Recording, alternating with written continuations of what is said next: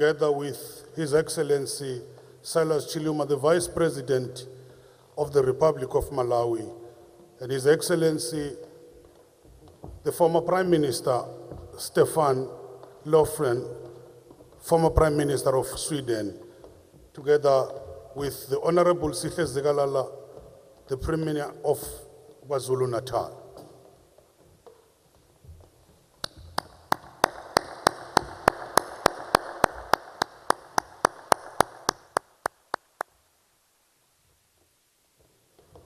I'll request you to remain standing.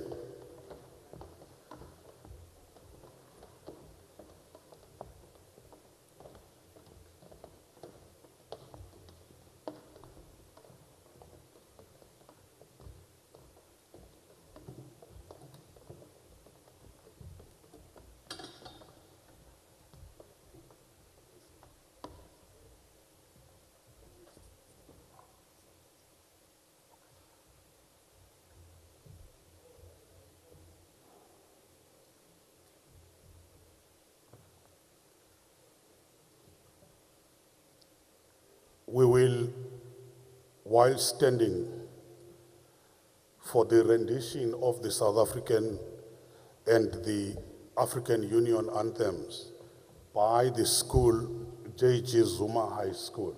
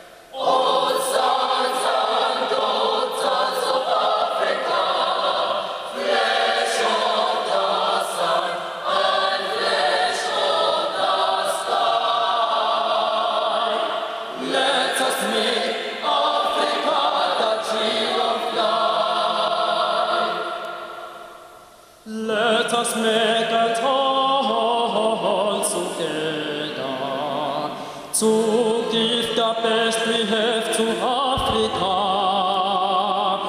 Dark land, the man, the man, the fund of culture. Darlings and hope, our break is of dawn. Oh, sons and daughters of Africa, flesh of the sons and flesh of the sky. Let us make Africa the tree of life.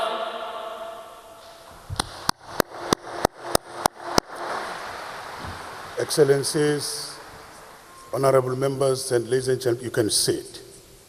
They will just give us a short one, and then we start.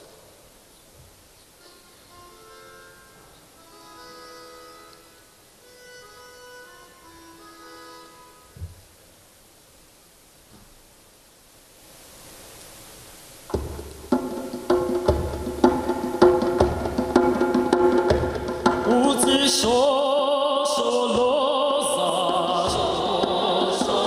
uye sondaba, stimela, sholoza,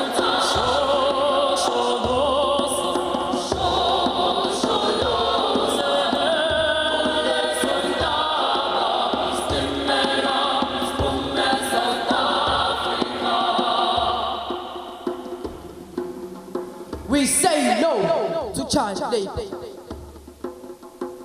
It is an exploitation of children's rights. Child labor deprives us opportunities of becoming better of citizens. We need to be protected, educated for a brighter future. These monsters is against children's rights globally. These wrong acts causes difficulties to us as children. It takes so much freedom and brings poverty. Dreams, hopes are being destroyed. Child labor is a pandemic affecting the whole world.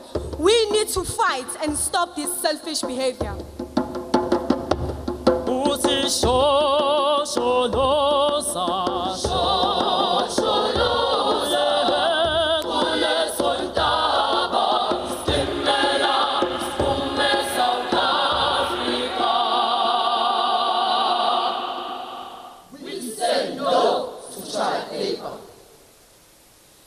ithemba lami, ithemba lami, ithemba lami,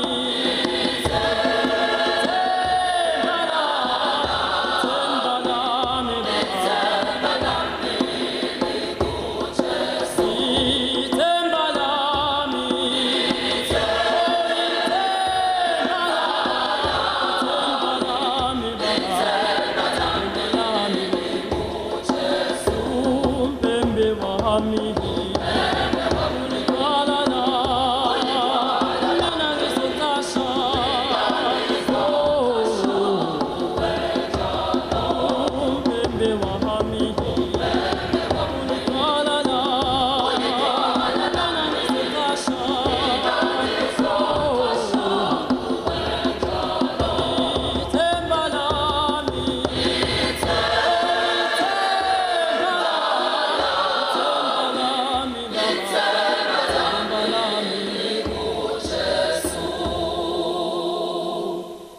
Thank you.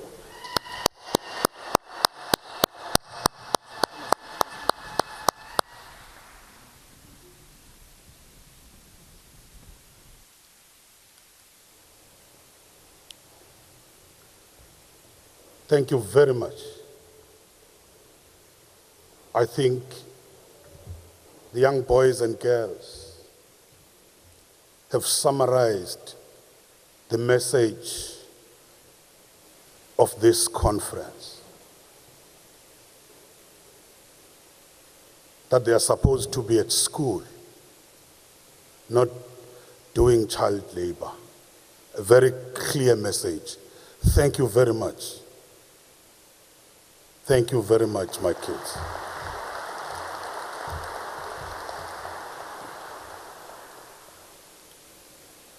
His Excellency Cyril Ramaphosa, the President of the Republic of South Africa.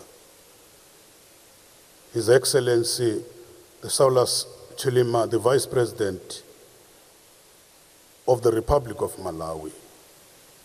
His Excellency Stefan Löfven, the former Prime Minister of Sweden. Mr. Guy Ryder, the DG of the International Labour Organization.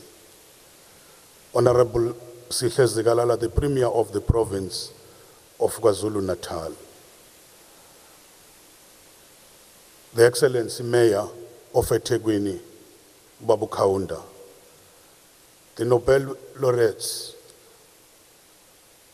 Kailesh, Sriati, and Lima Ugone. The ministers and deputy ministers, the parliamentary representatives, our international guests and panelists, leaders and members of all organizations who are present here, who form part of the tripartite arrangement and the various NGOs working in the different spaces, the members of the Fourth Estate, distinguished delegates to this 5th Global Conference on the Elimination of Child Labour. Let me also recognize Miss South Africa, Lalela Mswane. Let me also recognize the Miss Universe team, Ntando Skudla.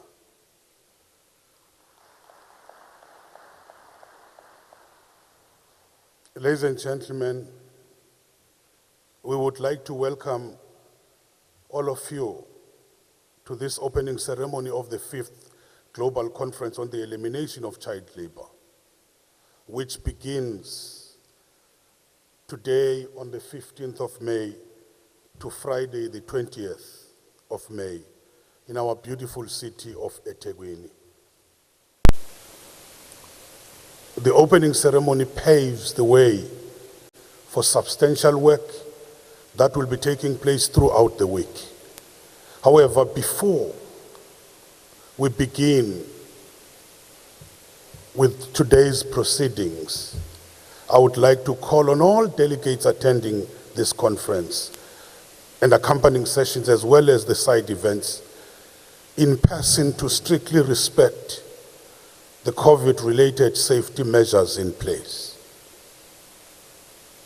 Masks must be worn at all times in the room, with the exception of the time during which you are granted an opportunity to speak and when eating and drinking.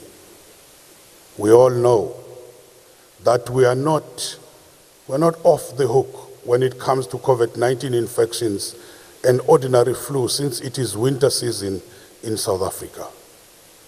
We've made arrangements and our medical personnel is on site to guide on the procedures for testing, isolation, and hospitalization. To avoid further contamination, let us all continue looking after ourselves and each other. A number of those who registered could not turn up when they are starting to see the figures going up. The health personnel have additional information for medical incidents to ensure that you as our visitors are safe and sound during your stay in our country. We begin our work this afternoon with this opening ceremony that will be followed by the Laureates Forum to mark the beginning of the 5th Global Conference on the Elimination of Child Labour. The South African government is grateful to the ILO and the social partners for selecting our country and the continent as hosts of this prestigious event. The conference comprises the high-level panels that will focus on the root causes of the child labor and the necessary policy responses that will assist the ILO member countries to accelerate our march towards 2025, which is the deadline that the UN General Assembly set to end the child labor in terms of target 8.7 of the Sustainable Development Goals. So the program also entails a number of sessions that will focus on different topics such as education, global supply chains, agriculture, as well as side events and children's forum. The latter event is one of the highlights of the conference, and it is important that we hear from the children. The conference will end with a legacy forum which will feature the current and the previous host of this conference, which will discuss what needs to be done to keep the resolutions alive, especially in the context of 2025 deadline. This session will be followed by the closing ceremony where the social partners are expected to adopt the outcome document of this conference. The document, the Durban Call to Action, is going to be our roadmap towards 2025. Consultations of this document started last year with all the regional formations of the ILO and continued to be refined in Geneva in Switzerland. We urge the members of the drafting committee, we urge them well under the chairpersonship of the Director General of the Department of Employment and Labour of South Africa, Toby Lelamati, and supported by the ILO Secretariat. I shall now open for the speakers, and we must be strict on time which has been allocated. Thank you very much, ladies and gentlemen. Kindly allow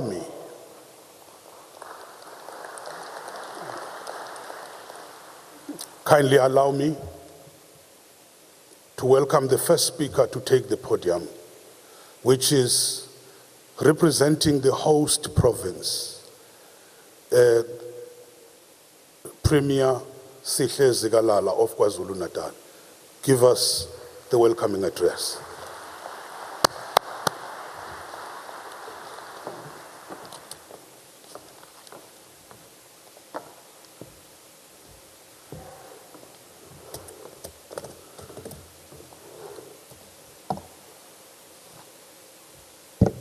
Thank you, Program Director, Minister Nkosi, President of the Republic of South Africa, His Excellency President Ramaphosa, Vice President of the Republic of Namibia, His Excellency Chilima, former Prime Minister of Sweden, His Excellency Stefan Laffer, Your Excellencies, joining us online, the Deputy Secretary General of the UN, Mohammed, the Director General of the International Labour Organization, Mr. Radha, the Mayor of eThekwini, Councillor Kaunda, MEC for Finance in KwaZulu-Natal, MEC Dube Ngube, all ministers who are here from South Africa and all other countries, compatriots and all delegates who are following this proceeding online. Greetings from KwaZulu-Natal, South Africa, in this Africa Month that marks the 59th anniversary of the founding of the Organization of African Unity and its successor, the African Union. It's a matter of great honor to us that we're able to welcome you to this august body of the International Labour Organization to KwaZulu-Natal, to South Africa and our continent. The records recorded in the annals of history for South Africa's freedom are the intervention of various international bodies, including the ILO and the solidarity of workers all over the world. In isolation of the apartheid regime and the defeat of racial oppression, addressing the ILO after his release from Robben Island in 1991, former President Nelson Mandela said, as I quote, "History will surely recall that there are very few other issues which united humanity as much as did the opposition of the nations to the apartheid crime against humanity. The actions that the international community took to express its revulsion against this crime are part of the equation of struggle which has taken us to the moment of hope and confidence which we have reached today. In this context, we would like to take this opportunity to salute the International Labour Organization for its enormous contribution to our common struggle," close quote. I'm sure that those words are still relevant even today. The elimination of child labor is a new terrain of struggle, as underlined by the laureate Kalasha Sataj eloquent summed it up when she said, "Child labor perpetuates poverty, unemployment, illiteracy, population growth, and other social problems," close quote. Members of this distinguished conference, we hope that the days ahead will give us more attention to issues, will draw more attention to issues and the content of this challenge we are facing as the globe, the challenge of the child labor. But during the 28 years of democracy in South Africa, we have worked hard to protect and advance interests of the most vulnerable in the society, our children. The institutions of democratic state have served as a tool for fundamental socio-economy, where we can point to the progress we've made since 1994 in delivery of schools, homes, clinics, roads, libraries, and access to one of the most far-reaching social security net in the world. Day by day, we work toward achieving the promise of our Constitution and the laws of our land, which enjoin us to honor human dignity and to create a thriving human rights culture. In this context, a better life for all citizens, especially children, women, people with disability, is a leading priority of our government at all levels, especially local, provincial, and at an international level. As KwaZulu-Natal and South Africa, we are alert to the possibility and the implication for our children and work decisively to cushion them and from the impact of the pandemics that we see, such as nutrition and lack of access to education. In this regard, KwaZulu-Natal province and the country have extended not only social protection net, but also the grants that are meant to ensure that children are protected and are supported. We are also mindful of the fact that economic meltdown that have affected the country and our province impact to children. We know that the high level of unemployment contribute to the worsening conditions that faces children. But we continue to ensure that we create more jobs and intervene to cushion vulnerable families so that children will also benefit. Government funds continues to support the Department of Education to ensure that apart from National School Nutrition Program, which procure food for children, all children are able to access education. Our labor legislation, in alignment with international labor standards, allow young people to seek employment, but at a particular age, not young people who should be at school. This is crucial for us, especially as an African continent, because of the rising youth population. To fight youth unemployment, in this year's budget allocation, KwaZulu-Natal prioritized the rollout of education infrastructure, the strengthening of training and skills acquisition. Our main goal is to make young people capable of sustaining themselves with education and skills. Children are dominant beneficiaries of various programs that our provincial government is offering. As KwaZulu-Natal, we raise our hand in support of the global campaign for the elimination of the child labor. Let us mobilize so that no child is left behind. Let us work for a world where every child has a future, a chance for a better life, and is safe from exploitative labor.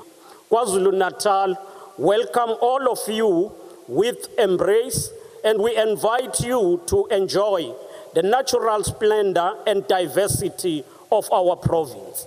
Our very best wishes for fruitful engagement and proceedings of this 5th Global Conference on the Elimination of Child Labour. I thank you.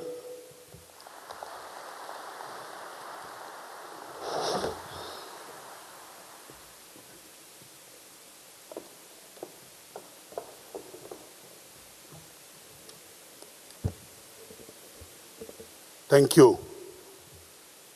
Thank you, Mr. Sihezegalala, for welcoming us to your house. Colleagues, we are on a virtual, it's a hybrid conference. Thousands are connected to us all over the world.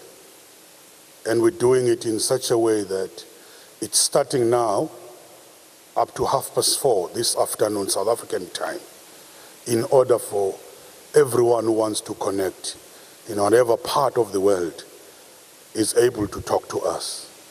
And we're going to request that the speakers also respect the time. They know the time which was allocated to them. Up next is the representative of the workers and the employers.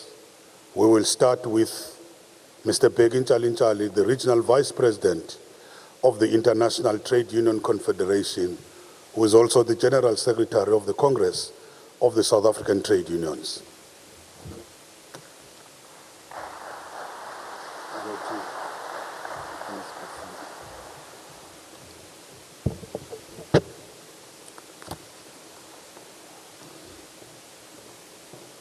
Thank you very much, Program Director. Mr. Minister Nxisa must registered my protest, President, that the Program Director wanted to see my input to okay it before I delivered here. So if I say something that you may not like, it is because as a teacher he has corrected my first speech. Mr. Minister Thulas Nxesi, Your Excellency, the Premier of KwaZulu-Natal, Mr. Zigalala, the Mayor of eThekwini, and the many ministers present here today. The Vice President of Malawi, His Excellency Mr. Chilima. Now I'm a little bit confused. I heard the previous speaker say it is both Vice President of Malawi and Namibia, but it's possible. The Excellency, the Executive Director and the Executive Officer of the Federation of the Kenyan Employers and the International Organization of Employers Vice President, Ms. Jacqueline Mugo, the Deputy Secretary General in the office of the Secretary General's Mayor Amina Mohammed, the Nobel Peace Prize laureate, Mr. Sayati, the young activist representing the children activist, or Save the Children activist, Ms. Tato Mhlungu, the former president of Sweden, Mr. Löfven, the ILO Director General, Mr. Kai Ryder, and of course, our President, His Excellency, President Ramaphosa, friends, delegates, and our international guests. On behalf of the workers' group, it's an honor and privilege to stand before you and say a few words of welcoming to this conference. Like the environmental and climate change campaign trying to save our planet, the child labor is not an act of God, but a human-made problem, which the culprits, in a differentiated ways, are all presented here, and only us were in a position to eliminate the child labor. Personally, I'm delighted that this panel on the first session is made of general secretaries or secretary generals. Just to remind you that Mr. Zagalala is a former secretary general of our youth league. Ms. Amina Mohammed is a deputy general secretary in the UN family. The program director, Mr. Tulas Ngais, is a former general secretary of the Teachers Union. Mr. Kai Ryder is the former General Secretary of the International Unions Confederation. And of course, our President is both the Secretary General and the General Secretary. He's the only one who got these two positions, both in French and English.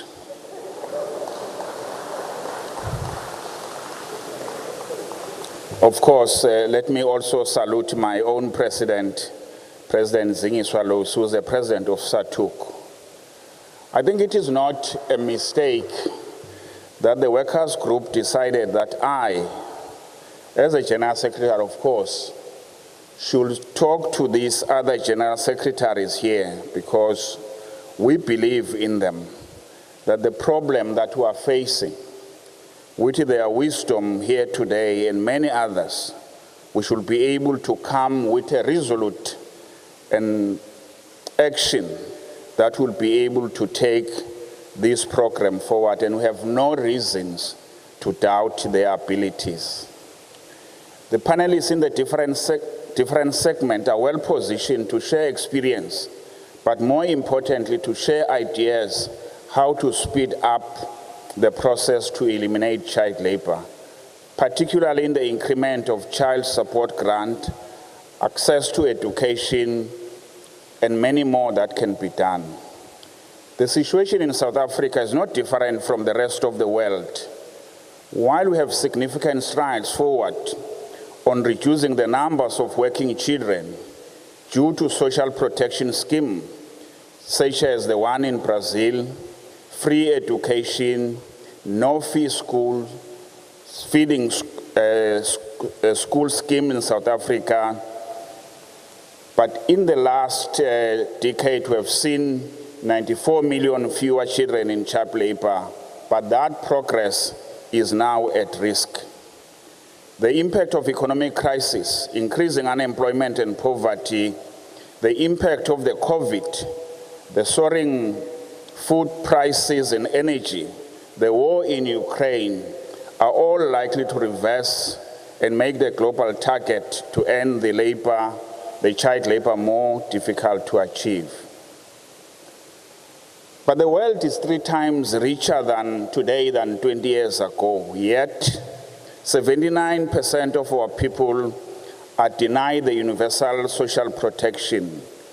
84% of people say the minimum living wage is not enough to live on, and 81% of countries have allowed violation of the right to collective bargaining. The recent increase in the child labor shows that poverty and inability to absorb economic shocks render our households vulnerable to child labor. And the only way to prevent it is to establish a new social contract between workers, government, and business that ensures that the rights are respected, jobs are decent with minimum living wage and collective bargaining, social protection is universal, due diligence and accountability are driving business operation. We need to rebalance our society to become more resilient against the future crisis, be it environment, health, and conflict related. The latest estimates show that more children in the sub-Saharan Africa, at least 86.6 million, than the rest of the world combined. That's how big the problem in our continent. 4 of every 5 children are engaged in child labor within the agricultural sector in the main. This is where our focus, we think, should pay attention to it. We have all the tools in the toolbox filled with cash transfers, public employment program, social protection initiative, social insurance, rural and agricultural development programs, committed teachers and schools, mandatory due diligence laws, collective bargaining for living wage, all of which have proven to be effective to eradicate the child labor. Mr. President and all excellencies, we believe we have the wisdom, the power to rescue on the resources to deliver the urgent need required. We wish this conference success. Thank you very much.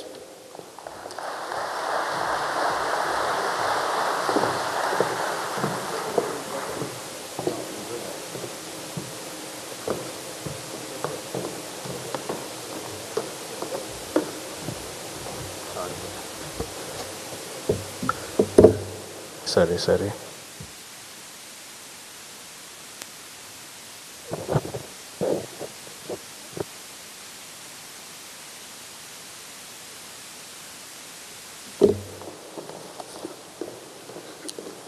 Let's thank Mr. Nchali, the workers' representative, and request the rep of the employers, Ms. Jackie Mugo, the Regional Vice President of the International Organization of Employers and the Executive Director of the Federation of the Kenya Employers. The floor is yours, Madam.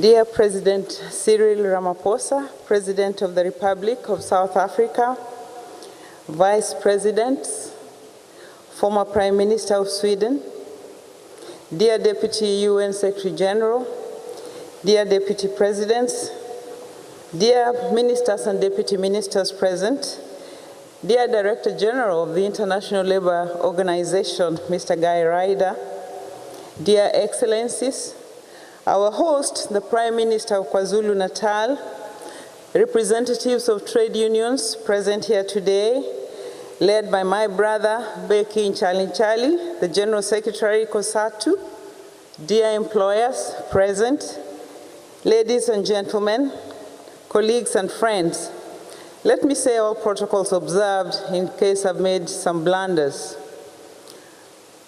First, I want to say that I'm really honored to speak on behalf of employers who are brought together under the aegis of the International Organization of Employers. From my brother Mbeki's speech, I note the heavy presence of trade unions here today, great leaders past and present. I want to urge the employers to take courage. God loves us all.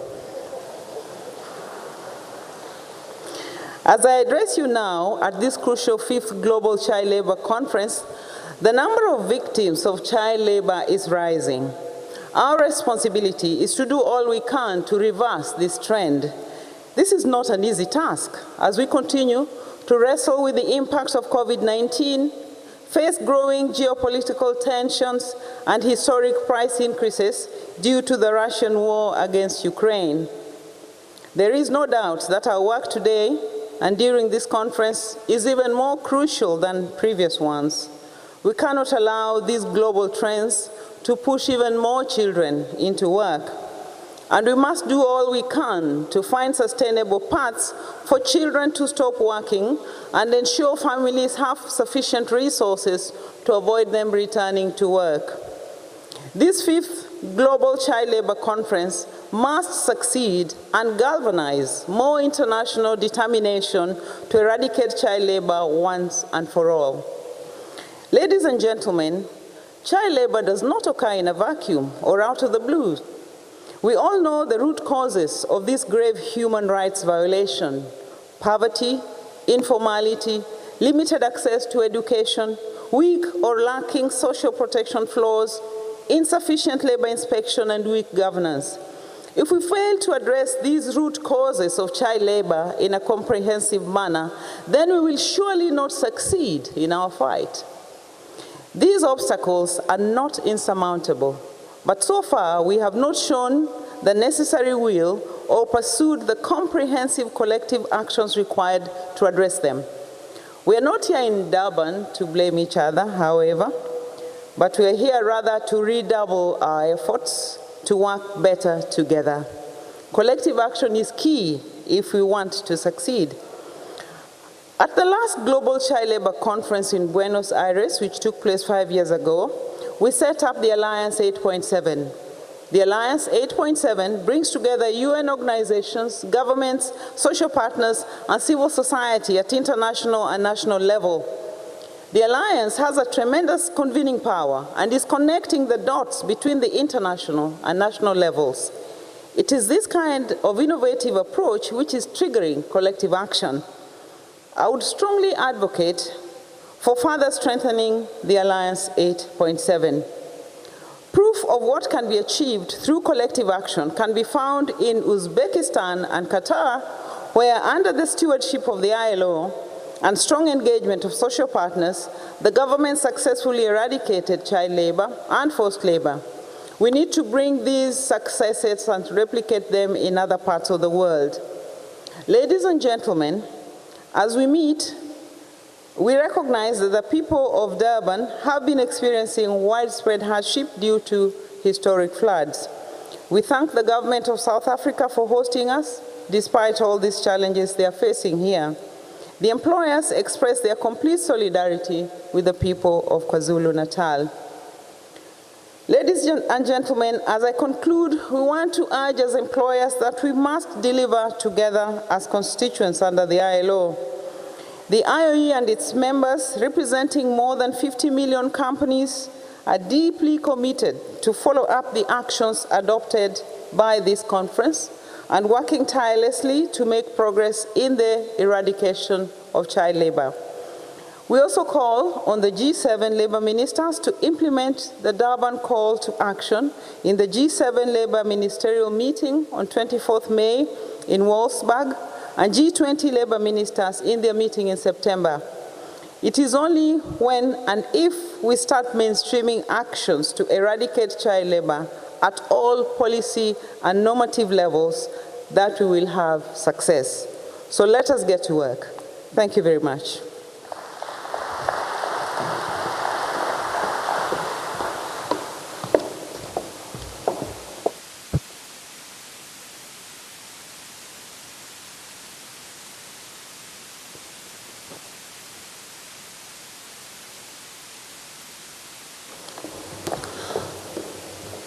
Thank you very much, Madam Muko. As the host, we pushed for children to also be present to add their voice. We have a child ambassador, Ms. Tato Mhlungu,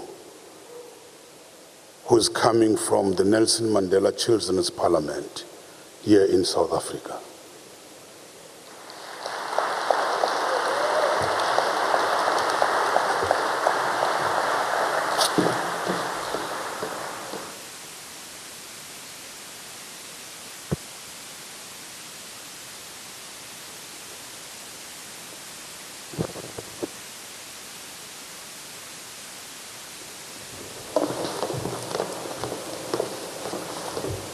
Thank you very much, Mr. Program Director, my fellow South Africans. I've been waiting to say this for the longest time ever. Mr. President, we really, really miss your speeches, I have to say.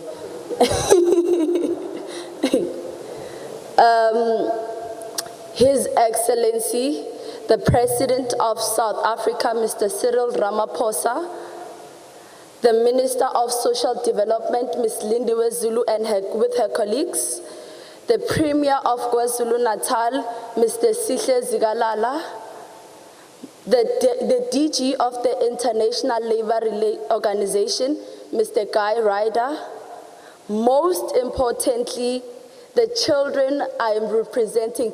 Hello, guys!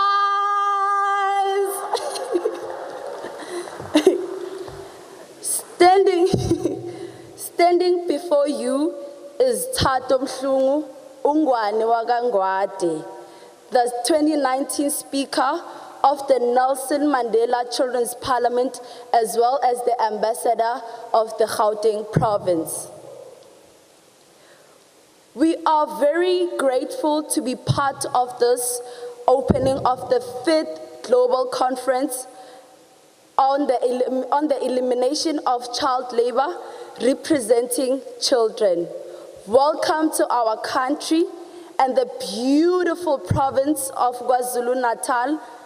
Unfortunately, we have from April been trying to averse the devastation caused by the floods, and would like to give gratitude to our government that has been working tirelessly to provide social relief for victims, especially children. South Africa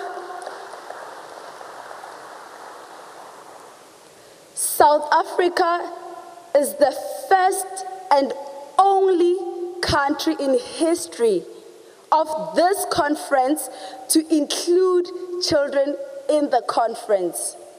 As children representatives,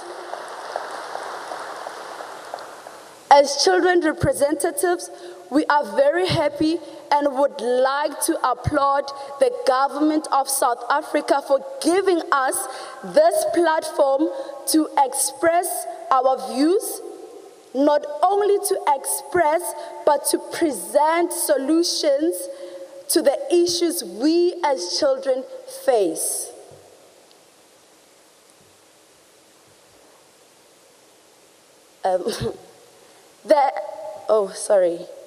This shows that as a country, we are one step ahead when it comes to the implementation of Article 12 of the United Convention on the Rights of the Child, which is child participation. This is a clear indication that South Africa values the principles of child participation, and that, ladies and gentlemen, deserves a standing ovation.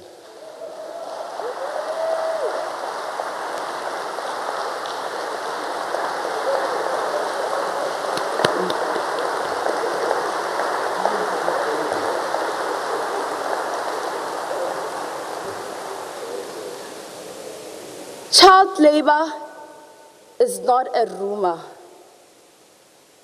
It is real as it is happening throughout the world. Ladies and gentlemen, please allow me to speak from personal experience on this brutality that my fellow young sisters and brothers have had to endure and have been enduring on daily basis. The social issue of child labor has a deep place in my heart, as I have witnessed a very close friend of mine being forced to work and fend for his family at a young age, and that whole situation robbed him of his childhood. The protection of children has been one of those issues that sits close to my heart, and as Child Protection Week is approaching, I cannot emphasize this enough. May we as the country strengthen the protection instruments that protect children not only during Child Protection Week or during COVID-19, but 365 days and beyond. This ribbon that I'm wearing, when you look at it, may it be a constant reminder and commitment for you to continue to protect children everywhere you go. In closing, as children, we request to be included in the panels and discussions that are going to be held throughout the entire week. Please give us the opportunity to lend an ear, as I am not alone. I am with the Nelson Mandela Children's Parliament ambassadors, together with the children that are badly impacted by child labor, not just nationally, but internationally. We humbly request that we ensure when there is child participation, these principles to be followed. Number one, transparency. Number two, respect and inclusiveness. Number three, where all children clearly understand the implications of their choices. Number four, the environment of the conference is child-friendly and safe. Lastly, we as children have access to key stakeholders and have the opportunity to ask questions and provide feedback on their participation. We look forward to the conference and hope that as children we will show the world our abilities to articulate, and that our views are indeed solution-centered. We invite you to the Children's Forum, which will partake on the 19th of May 2022, where we'll be having critical discussions among ourselves with the aim to develop a call for action that outlines the resolutions relating to child labor. I thank you. And before Ketsamaya, I would like to say something. We as the children, we will continue, dark or blue, we will continue to fight for our rights, beke le beke, kgwedi le kgwedi, ngwaha le ngwaha. Tango!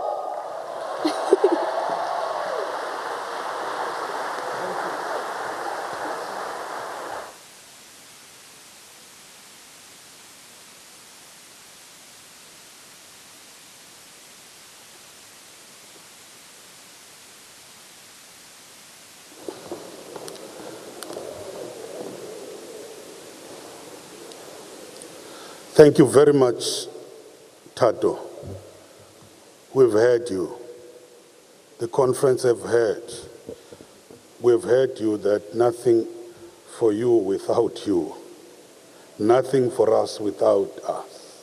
That's a very clear message.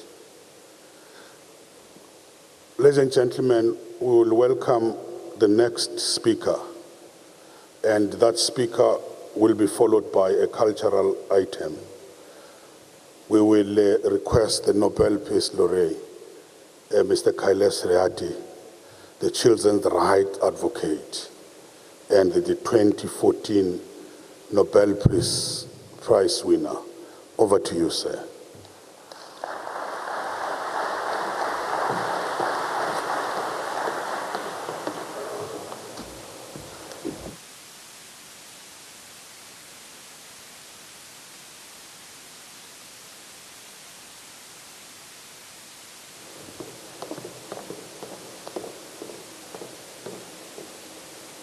Thank you, Tato. What a great message comes from the children of South Africa, children of African region, and the children of the world.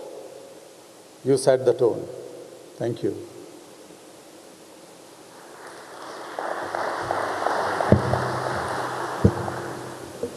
My dear children of Africa and children of the world, Your Excellency President Ramaphosa, Vice President of Malawi, dear brother and the former Prime Minister of Sweden, Stefan Löfven, dear brother and the Director General of ILO, Guy Ryder, my fellow laureate, Lema, dignitaries, sisters and brothers. It is very significant to assemble here in our first international conference, fifth international conference, in the land of Nelson Mandela. It has a great significance because this is a great reminder for those very fundamental tenets of justice, equality, freedom for every human being that Madiba and Desmond Tutu and many others lived with.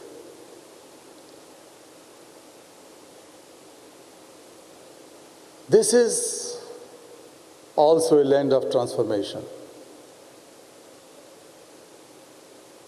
An ordinary Indian barrister came and stayed here for 21 years.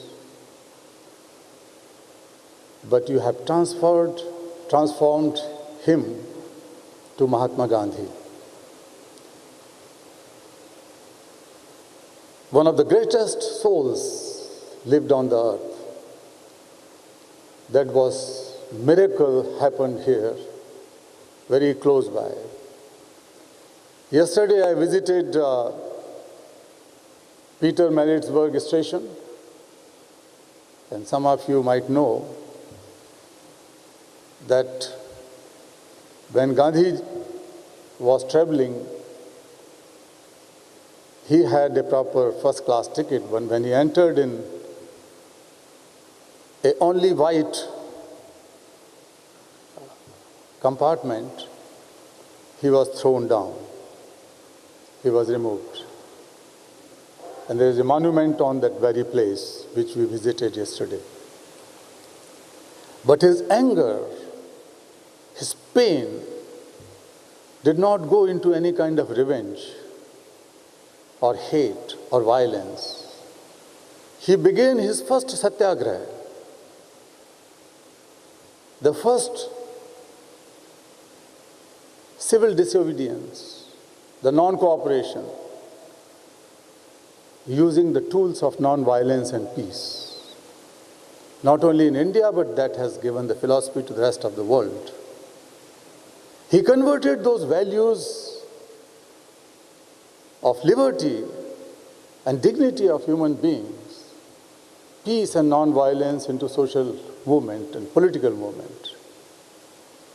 That's why I said that this is the land of transformation. Ordinary people can bring about miracles in the world. So each one of us have come for a purpose here, not just to celebrate something, but frankly speaking, I remember when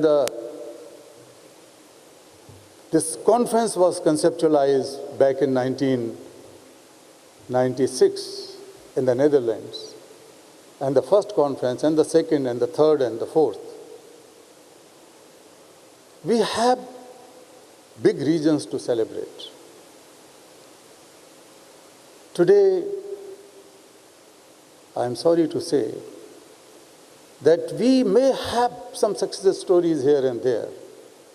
But when I think and speak on behalf of world's children and the most marginalized children,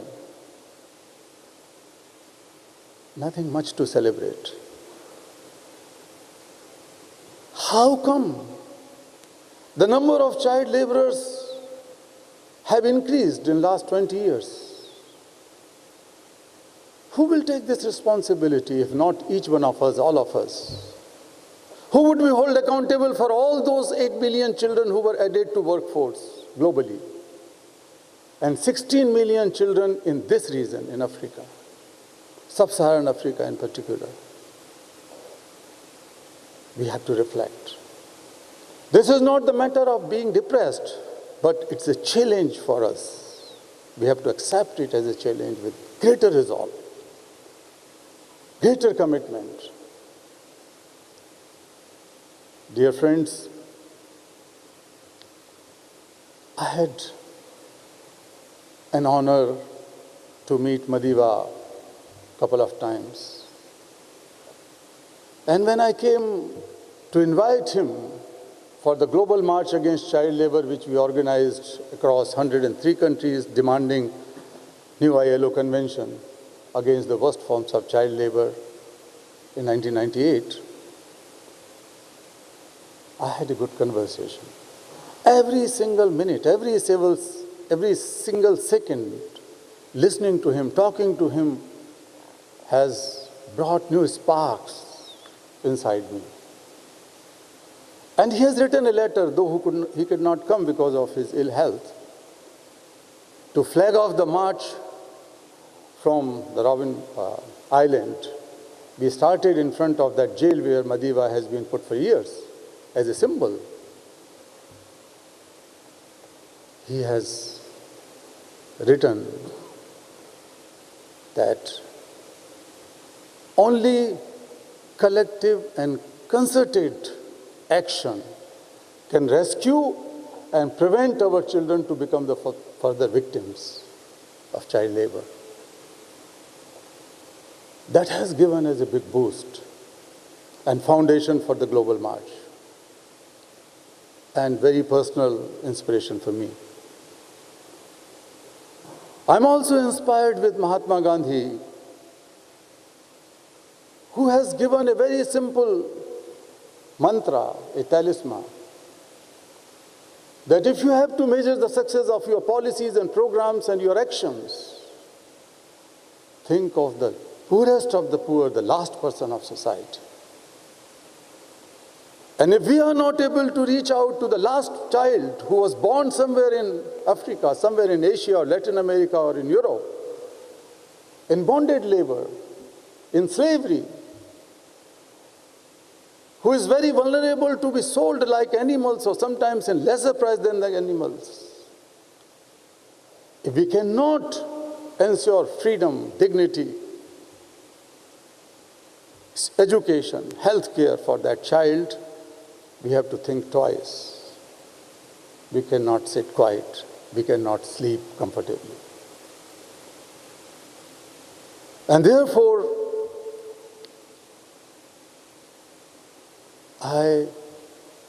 all of us, are concerned that when we are talking about this growth of increase in child labor, this is not during the pandemic. This is 4 years before the pandemic, after our collective commitment to end child labor by 2025. Between 2016 to 2020. It was the time when the world has become $10 trillion richer. Today I am angry to say that 1 of every 5 children in this part of the world are working as child laborers, whereas in the rest of the world, 1 out of 10 children are working. When we first held our conference, the number of child laborers in Africa and the number of child laborers in Africa now is same between 1997 and now. And in the meantime, the wealth of the world has doubled. You cannot blame Africa. I'm angry to say that this is happening because of a discriminatory world order. I wanted to be more limited in my words, but I'm afraid whether it is still the age-old racial discriminatory mindset prevails somewhere. This is my question. It is our collective moral and political and economic responsibility to ensure that African children get their fair share. We cannot end child labor without eradication of child labor in Africa. Africa is the mirror of the world civilization, the world development. Today we are talking about, today means nowadays, the vaccine apartheid. But it must not be the development apartheid. It must not be the justice apartheid. That must not go on. This is intolerable. Dear sisters and brothers,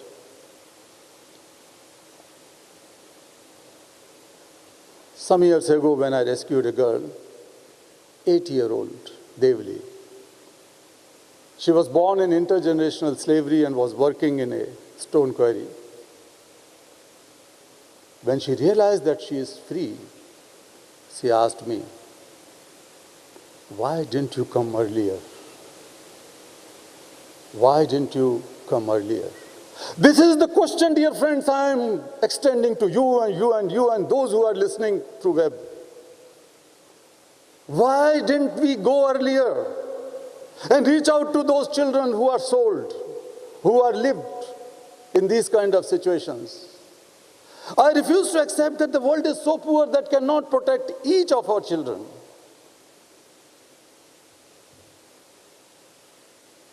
We can do.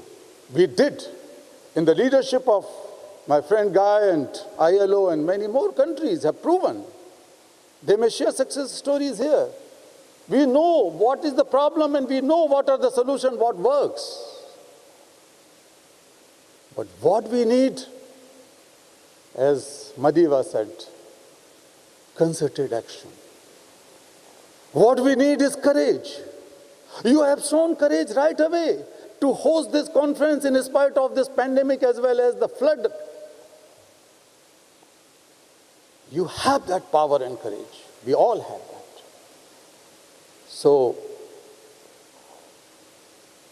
Devli's question has to be answered. I ask my colleagues in civil society, how long we will keep on fighting and having differences? How long we will live up with our egos? Why can't we can be compassionate together for our children and come with collective voices? I ask my friends in the governments, may these children not be your voters, but this is the time to rise above partisan politics. This is the time to rise above the politics of vote for our children, because we cannot afford to lose the entire generation. I ask my trade union colleagues, how can we reach out to the most unorganized sections of society whose children are forced to work? I ask my business leaders, employers, that compassion and profit can also go hand in hand. Ethics and profit can go hand in hand. So let us go for that. I ask everyone sitting here that you are much more powerful. I have taken a couple of more minutes, but one more minute if you can give me. There is no reason to lose hope. There's no reason. 40 years ago, 45 years ago, when I began my fight against child labor, it was a serious problem, though it was a non-issue. So I can say with my humility that we were able to reduce child labor in the past. We can end child labor. That power the world has. A little boy who is sitting here, he's no more a boy, maybe a young person, 18 years, 19 years. When we rescued him, his name is Barku, from child labor, bonded labor, in fact, in a mica mining. And he has been working inside the tunnel-like mines. One day, a mine collapsed, and he saw the death of his friend. Both of them were working, and they were 8, 9, 10, 11-year-old. And then a shred of mica shot her eye, and one of his eye has become blind.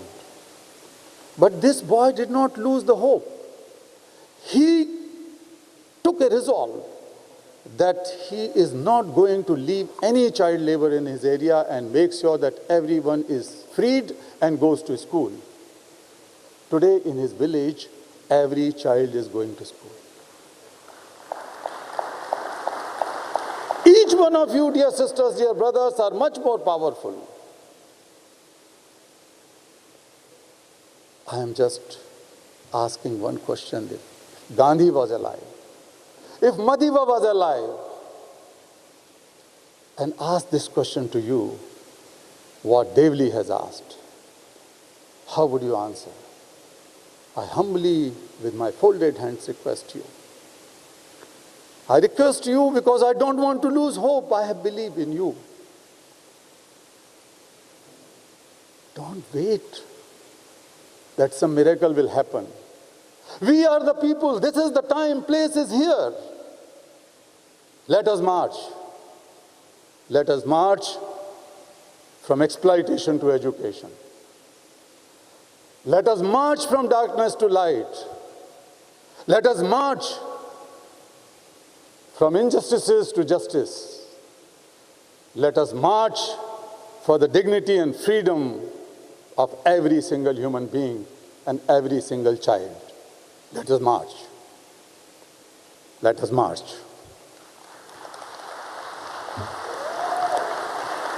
Thank you. Thank you so much.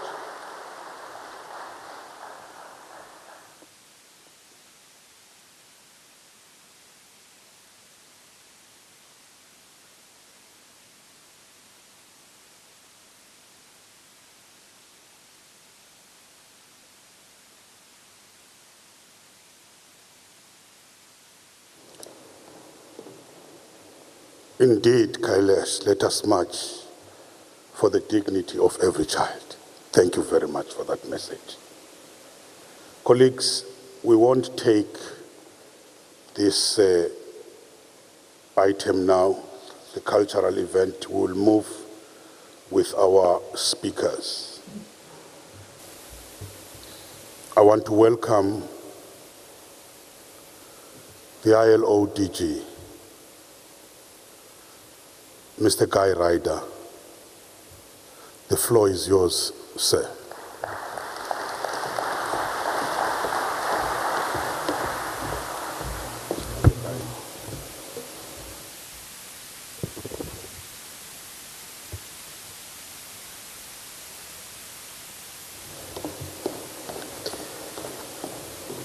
Thank you, Programme Director, Minister of Labour and Employment South Africa, Tulas Ntechi, Your Excellency, Cyril Ramaphosa, President of the Republic of South Africa, Your Excellency, Saulus Klaus Chilima, Deputy President of the Republic of Malawi, Excellency Stefan Löfven, former Prime Minister of Sweden, Excellency Sila Zikalala, Premier of KwaZulu-Natal, Secretary General Becky Nchalishali, representing the Employers Group of the International Labour Organization, Executive Director Jacqueline Mugo representing the Employers Group at the International Labour Organization, Kailash Satyarthi, Nobel Peace Prize winner, Misato Mlungu, representing the Nelson Mandela Children's Parliament. Dear participants, let me begin by thanking the Republic of South Africa for hosting this global conference on the elimination of child labour, and most particularly President Ramaphosa for honouring us this morning with his presence. And to the city of Durban, to its people, we must express our solidarity and our support on what we trust will be a rapid path to recovery from the terrible floods of last month. Dear friends, this is the 5th global conference on the elimination of child labour, the first to be held in Africa, and the last one before the 2025 deadline for the elimination of child labour set under the Sustainable Development Goals of the United Nations. And so we are in the right place at the right time. The right place because Africa is the continent from where the solutions to the global child labour challenge must and will emerge. The political commitment, policy innovations and coordinated regional action in the face of these challenges, perhaps steeper here than in any other region, are evidence of that. Africa is an incubator for approaches to tackling child labour that the rest of the world can learn and can benefit from. And this is the right time because the worldwide movement against child labour, as we've just heard, has received a wake-up call.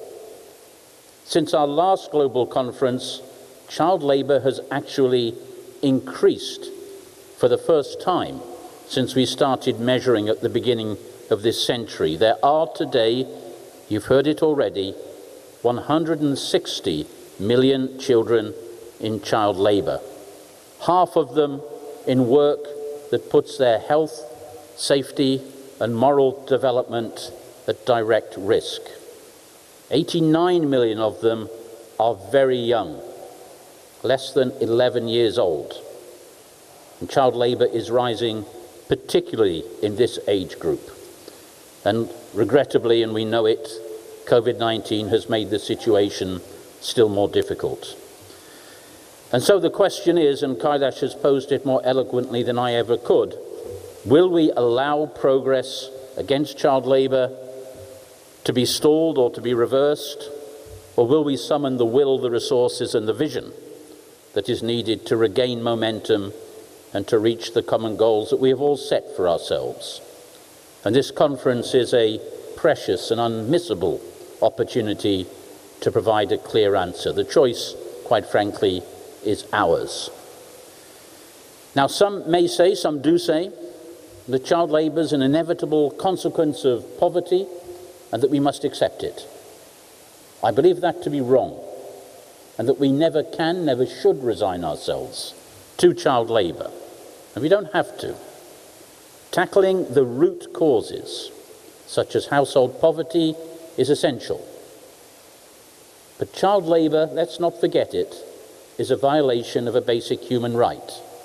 And our goal must be that every child everywhere is free from it. That is what the international community has already committed to. And we have come a long way. In 2020, the ILO's convention is number 182 on the worst forms of child labour reached universal ratification. Every single one of our 187 member states has signed up to it. It's never happened anywhere else or on any other convention. And the other key ILO convention, it's number 138, on minimum age, has been ratified by the very great majority of our member states.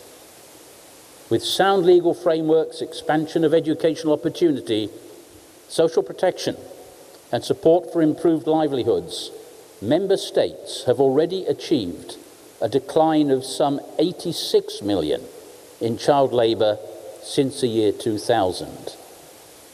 And that includes even the recent increases. And this is, let's not forget it, remarkable achievement. But we need to increase our efforts. The evidence that we have and the rich experience of past decades means that we do know what needs to be done. We do know what works against child labour. And the time has come to make sure that our commitments are put into practical action that delivers for children and for their families. And tackling the root causes of child labour is, I'm pleased to note, at the centre of your discussions at the conference this week.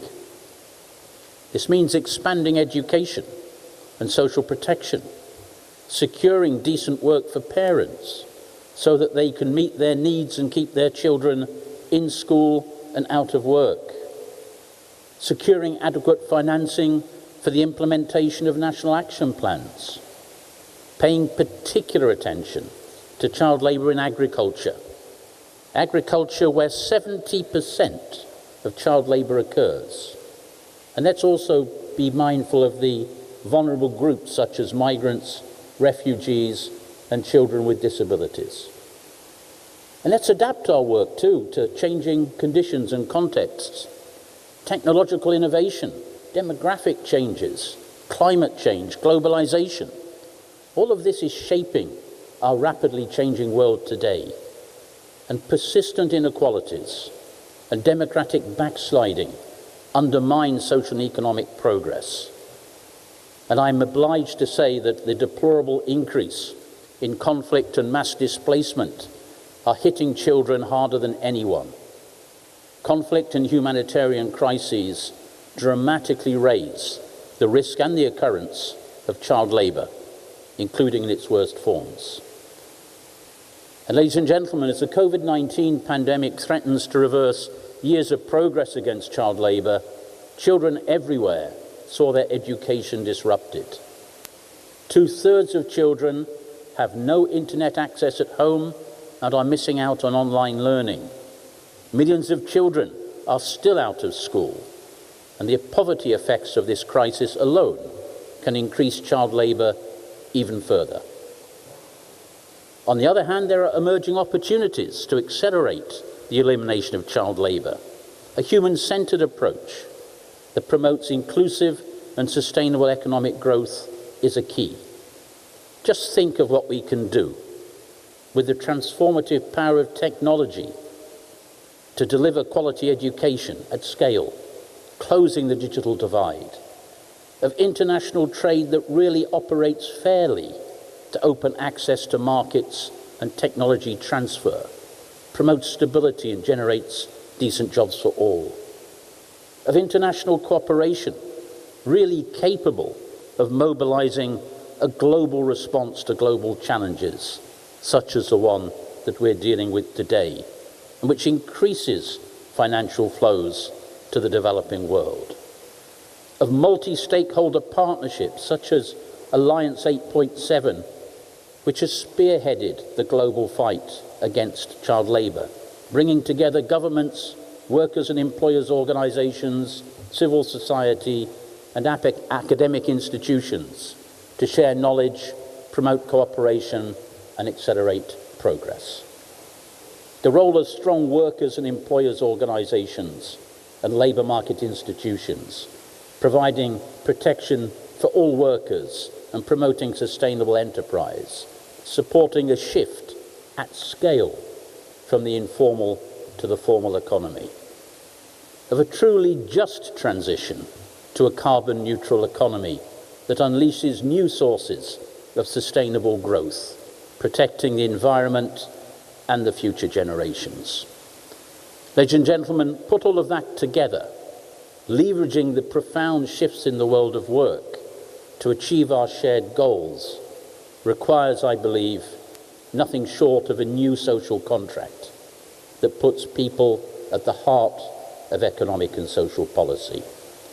And in this, we must keep children's rights at the centre. We cannot allow, because there is a danger, that attention and resources be diverted from the fight against child labour to the many other challenges before us.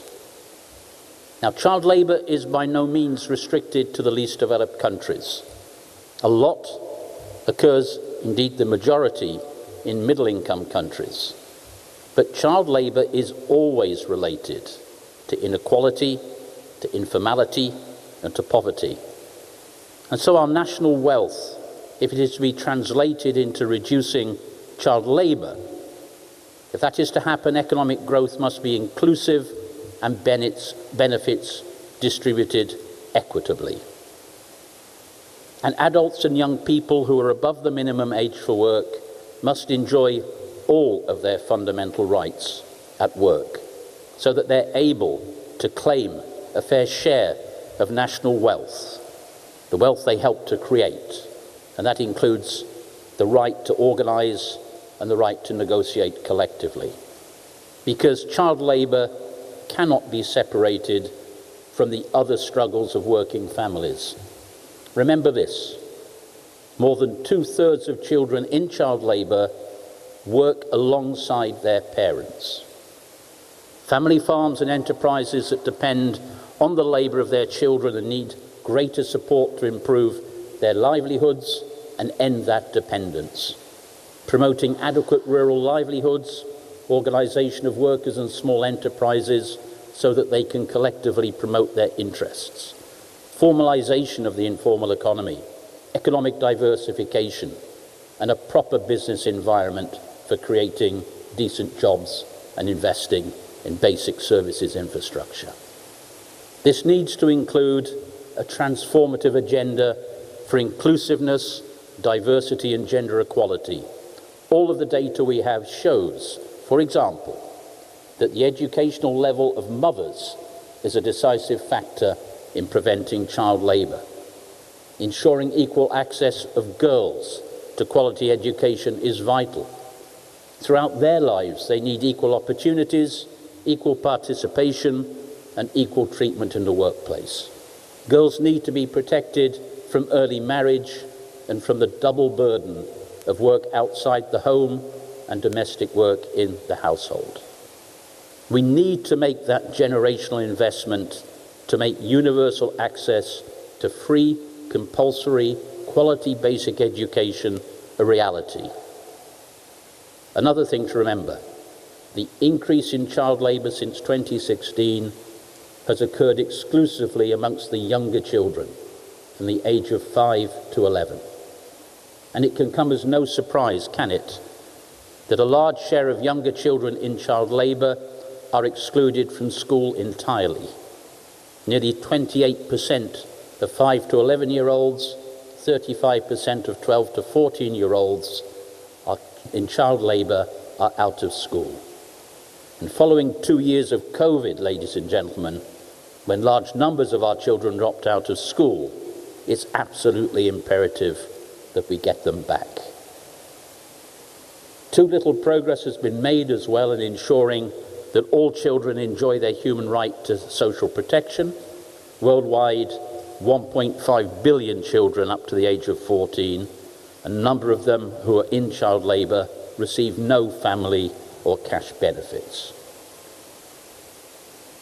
Comprehensive child-sensitive social protection systems are critical, and I want to draw your attention now to a report we are launching this week with UNICEF, precisely on the relationship between child labour and social protection. There is a lot of evidence in it to help us develop our thinking. President, participants, let me conclude. You have a very full and a very rich agenda ahead of you. We will take stock of progress made since the last conference in Buenos Aires in 2017, when the Buenos Aires Declaration was adopted, and you will assess what is working, but also the implementation gaps that we need to fill. You will share valuable knowledge and experience. As significant as the proceedings are this week here in Durban, we are all aware that what matters most is what happens, what we do when we return to our homes. The conference will consider for adoption this week an action-oriented outcome document, the Durban Call to Action on the Elimination of Child Labour, and a series of regional and global consultations have helped to shape the draft. I believe it offers a state-of-the-art roadmap for the elimination of child labour and the possibility to monitor your progress. Colleagues, this week, the United Nations Secretary-General, Antonio Guterres, called for us all to rescue the Sustainable Development Goals. Let's start today here in Durban. Child lives matter, policy matters, finance matters, commitment matters, you matter. So let's get to work. Thank you.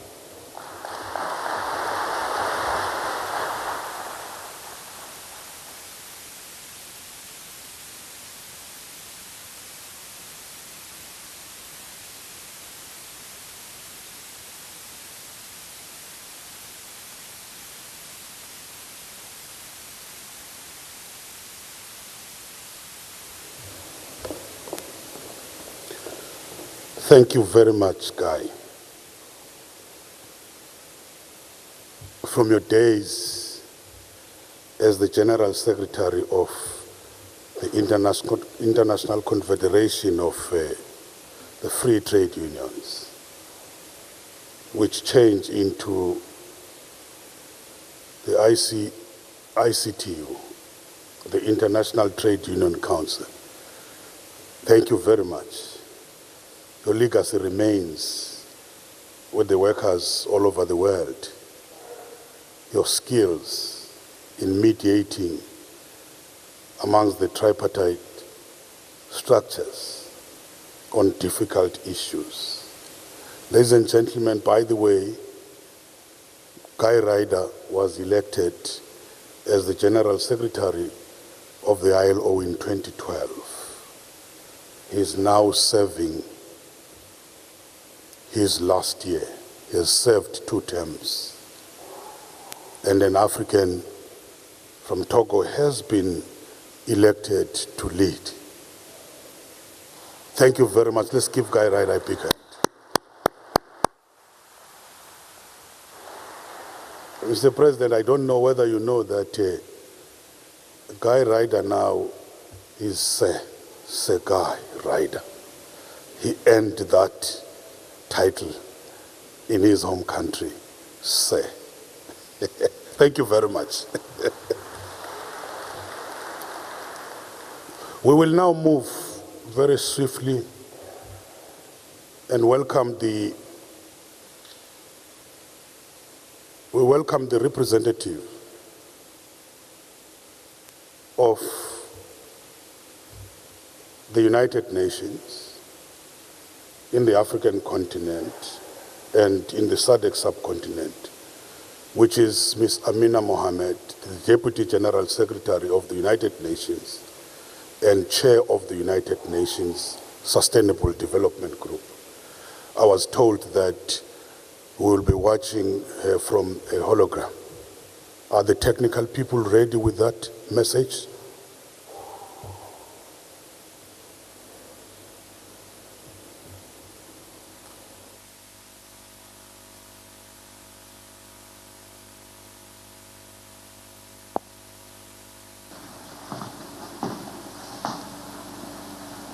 Excellencies, ladies and gentlemen, my sincere thanks to the Government of South Africa for hosting this landmark event. As a daughter of the African continent, it gives me special pride to address the 5th Global Conference on the Elimination of Child Labour, the first to take place in Africa. This conference is a source of tremendous hope for the 160 million children around the world who are trapped in child labour.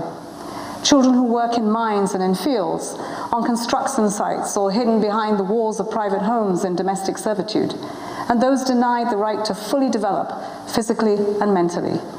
Too often they are denied their right to education. If they attend school at all, their performance suffers due to their extra workload, and they're likely to drop out early. Their right to health is also put at risk, and accidents and diseases can mark them for a lifetime. Child labour is quite simply wrong. And the only solution to this crisis is a rights-based approach, one that recognizes and upholds the rights that every child has to health, education, and protection, a right to a future. The ILO, as a values-driven organization and a leader of the worldwide movement against child labor, has a critical role in this work. The universal ratification of the Convention number 182 on the worst forms of child labor marked a historic first in the United Nations. Children everywhere now have essential legal protection, regardless of the level of economic development in their countries and communities. So the tool exists. Our challenge now is to fully implement it. This means seizing the opportunity to renew our commitments made in Oslo 25 years ago.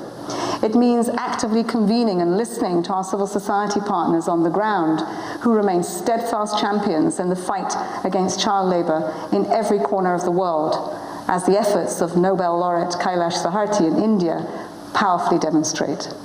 And it means gathering more investment and support for all of the 17 Sustainable Development Goals that affect our progress on child labor, from poverty and hunger to social protection, decent work, and gender equality. Education is a clear example of this. A lack of educational access and opportunities fuels child labor. And around the world, education is in turmoil. COVID-19, climate change, and political and economic crises are compounding a pre-existing learning crisis that has left the education-related Sustainable Development Goals badly off track. We simply cannot allow children, today and tomorrow, to experience catastrophic losses in learning and well-being. That is why the Secretary-General decided to convene the Transforming Education Summit this September as part of our common agenda. The summit will be a once-in-a-generation opportunity to come together to chart a new path for education, including closing the digital divide, so every child everywhere can have a chance at accessing a quality education. And the summit also represents a new path to eliminate child labor.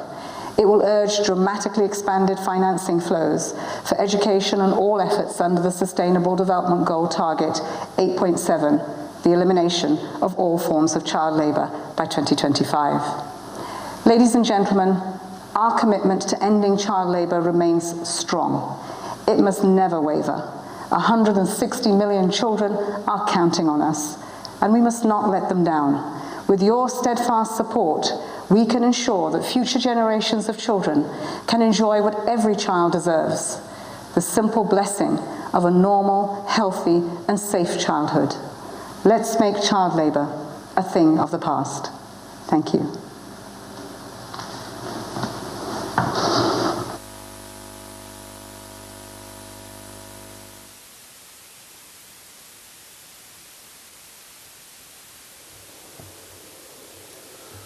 Let's thank that message from the UN. We will move very quickly and now call His Excellency, the Vice President of the Republic of Malawi, who is here to give a message of the SADC region. Malawi is the chair of the SADC region, representing also the President of Malawi, and also the message of the continent. Excellency, the floor is yours.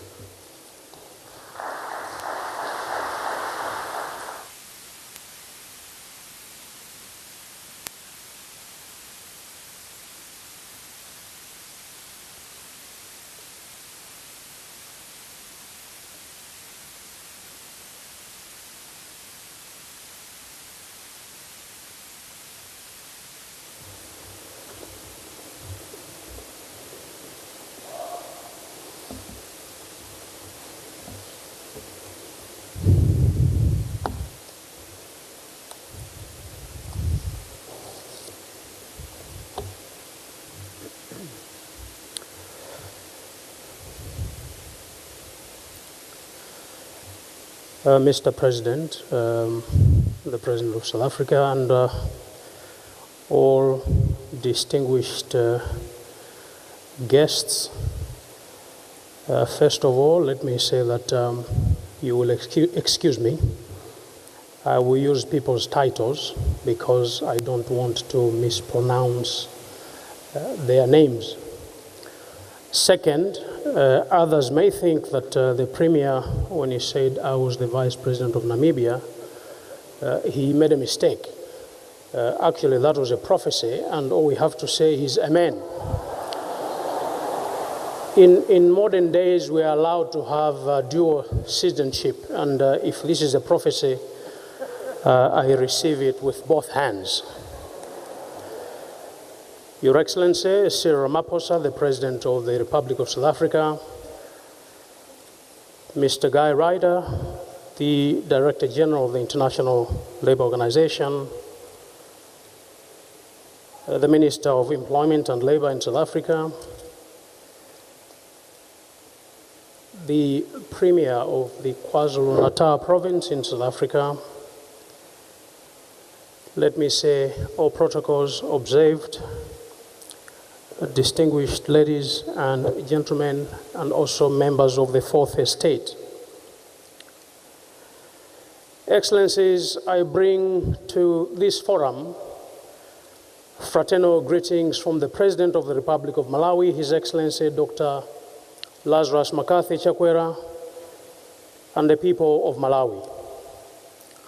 First and foremost, His Excellency the President requested me to convey a message of appreciation to you, Your Excellency Cyril Ramaphosa, the President of the Republic of South Africa, for inviting him to be part of this historic event. He really wanted to be here himself, but due to other equally pressing matters back home, he has regrettably missed this occasion. He has, however, sent me to deliver a message of goodwill and best wishes to His Excellency President Cyril Ramaphosa and all distinguished delegates that are participating in this 5th Global Conference on the Elimination of Child Labour. And before I proceed further, on behalf of our President and the people of Malawi, I also hereby convey my deepest sympathies for the loss of over 500 people right here in Durban during those catastrophic floods last month. It is my sincere prayer that God should comfort the bereaved families and heal the entire nation at large in this trying time. May they be our intercessors, and may their souls rest in peace. Excellencies, distinguished delegates, a powerful slogan screams,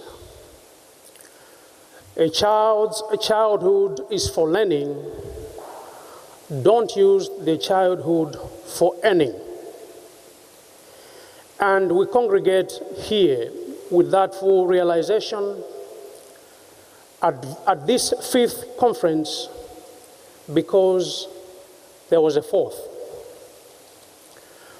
5 years ago, Argentina hosted the 4th conference on the elimination of child labor, and we thank both the President and the people of Argentina for hosting that event.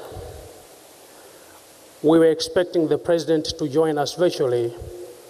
I am told he is not. The meeting in Argentina adopted the Buenos Aires Declaration, which outlines the principles and actions to be taken. Many of us presented pledges for action towards the elimination of child labor and forced labor. So today and the next few days, this forum here in Durban will provide delegates an opportunity to take stock of progress made in fulfilling our pledges to date and the challenges we have encountered along the way. Excellencies, This forum will also provide a platform to deliberate and find new ways to reverse child labor trends. We have to brainstorm and explore practical solutions to bridge the education gap, extend coverage of social protection, create jobs for the youth, mitigate against climate change, promote agriculture and rural employment, as well as empower the vulnerable. The Buenos Aires Declaration called for action to accelerate efforts by the SDGs deadline of 2025 to end child labor and 2030 to end forced labor. The declaration also called for the generation of more decent employment opportunities for young people around the world. These target dates looked too far then, but today, here we are, remaining with only 2.5 years to end child labor and barely 7 years to end forced labor. We have no time to waste. As the ruler of Dubai, Sheikh Mohammed Rashid Al Maktoum, lamented in his book, The Flashes of Thought, I quote, "Our objective is to make people happy. There is no delaying happiness. Multiply the days of delay by the number of people to calculate the years wasted in procrastination," end of quote. Excellencies, the question we should be asking ourselves today is, will we get there? Or indeed, will we achieve what we desire to achieve? I personally believe that with the right mindset, we will achieve our goals. With the involvement and commitment of everyone, we can overcome child labor and forced labor decisively. Let there be no onlookers or bystanders. It is action time. The current global statistics, as produced jointly by the International Labour Organization and UNICEF, show that about 160 million people or children were subjected to child labor at the beginning of the year 2020, with almost 9 million additional children at the risk due to the impact of COVID-19, as we know. This accounts for nearly 1 in every 10 children worldwide, with half of them in hazardous work that directly endangers their health and moral development. Excellencies, it is estimated that in Africa, 40% of the children aged between 5 and 14 years are engaged in regular economic activities. The Southern African Development Community has not been spared to increasing child labor problem. The most challenging issue within SADC region is that most of the countries have not yet adopted innovative national strategies to combat child labor. However, this does not mean in any way that the picture is gloomy. To its credit, the SADC region has in place a code of conduct on child labor. Through this code, member states are encouraged to develop comprehensive national strategies to combat child labor, including ratifying international instruments, developing national policies, and last, national action plans. Excellencies, as an example, back home in Malawi, the situation is a mixed bag too, as evidenced by estimated 2 million children aged between 5 and 15 in child labor. We cannot therefore afford to watch and contemplate to postpone ending child labor to a later date. Immediate action is required to reverse these trends. To briefly speak for Malawi, in our efforts to reverse the trend and fight child labor, we have ratified the relevant international labor organization conventions, including all fundamental conventions such as Conventions 138 of the minimum age of entry into employment. Recently, Malawi also ratified ILO Protocol of 2014 on Forced Labor Convention, which includes occupational safety and health conventions, namely Conventions 154, 155, and 187. Malawi has also ratified United Nations Convention on Rights of the Child and is a state party to the African Charter on the Rights and Welfare of a Child. Corresponding legislation has been enacted in our home country. We have the Employment Act aimed at regulating minimum standards of employment and prohibit child labor and forced labor. We also have the National Action Plan on Child Labor, the Malawi Decent Work Country Program, and the country's current development blueprint, the Malawi 2063. We further have many programs to empower families so that they are able to support their own children. Notable programs include social cash transfer and the school feeding programs for empowering vulnerable families to able to support their families. A few others will be deployed soon. More importantly, we have abolished the tenancy labor system due to its semblance with forced labor or bonded labor. For Malawi, the abolishment has been a crucial step towards the sustenance of our efforts in the fight against child labor. Your Excellencies, in this regard, as Malawi, we make an honest plea to the member states here present, the entire UN system and other stakeholders, including the private sector, that with all our might, we should fight one war, the war against all unacceptable forms of work.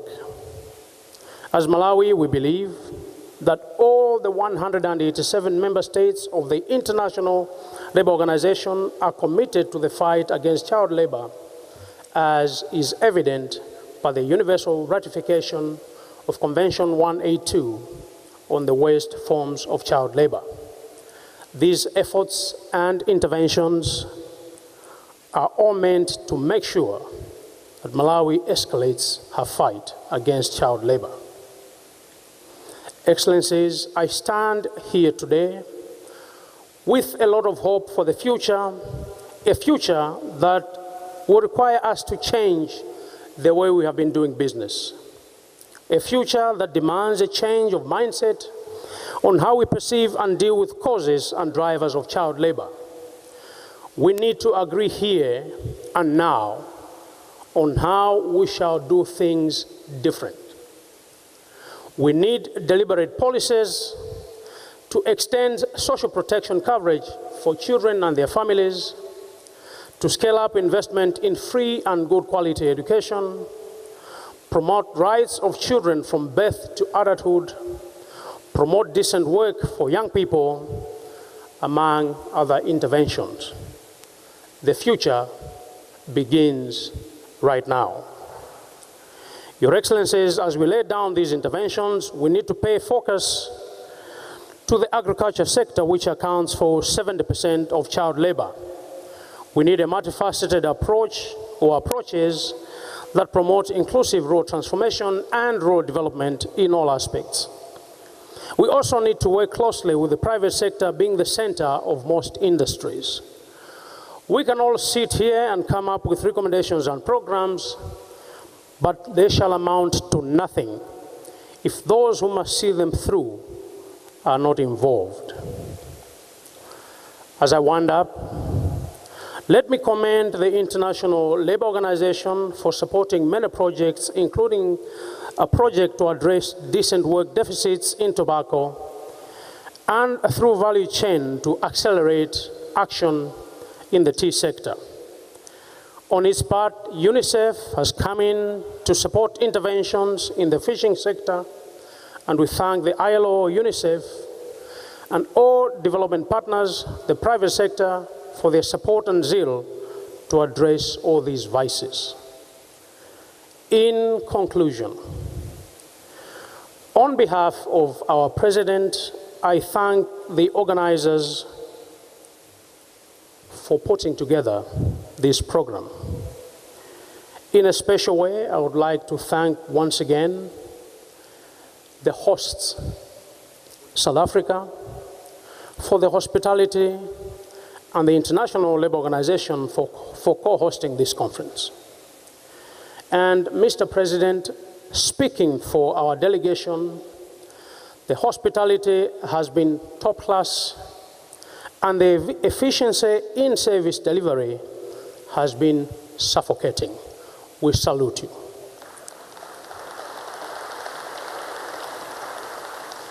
Let us all remember that we need a future of work that is child labor free, forced labor free, to ensure a full recovery of the losses we have made through child labor. I am confident that this will be in line with the International Labour Organization report titled A Human-Centered Recovery and the Future of Work in LDCs, which we launched in New York just last month. As we all know, the report will serve as an important background document for employment-related discussions at the 5th UN Conference on LDCs to take place in Qatar. I am convinced that together we will fight and defeat child labor. Mr. President, distinguished delegates, a friend of mine once told me, you must stand up so you can be seen. You must speak up so you can be heard. And you must sit down so you can be appreciated. Excellencies, I am sure you have heard me, you have seen me. I seek your permission to resume my seat. Thank you.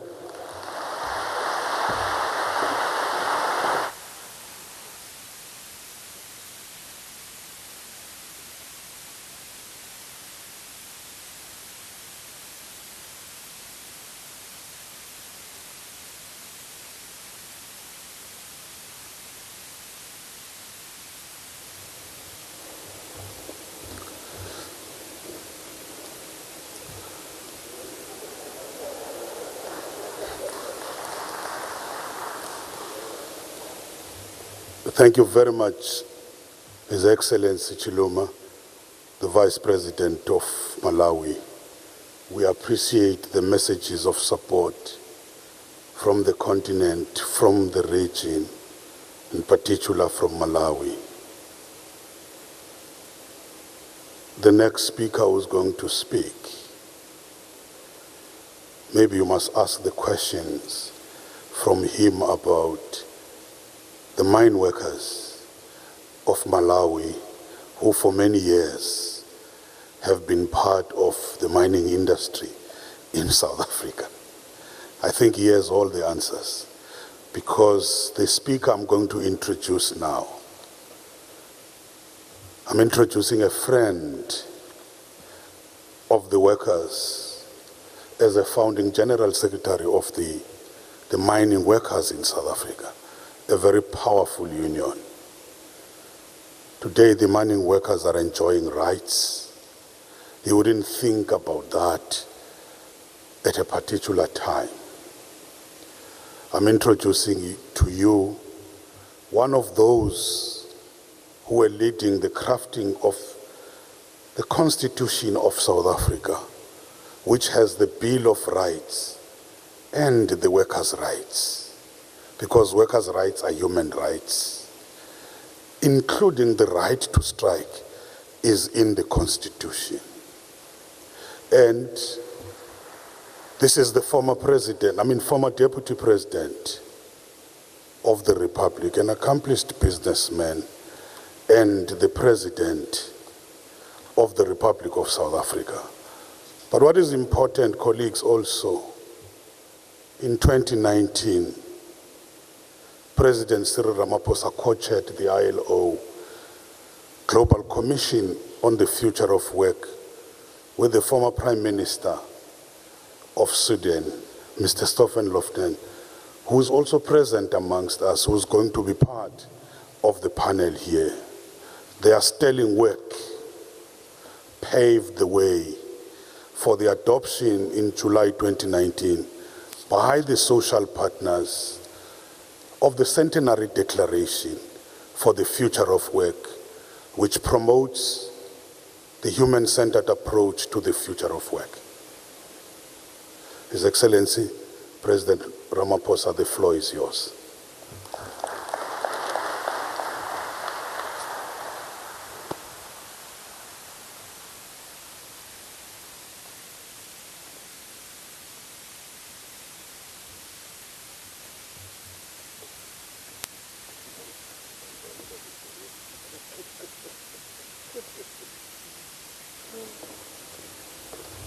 Thank you. Let's be seated, please.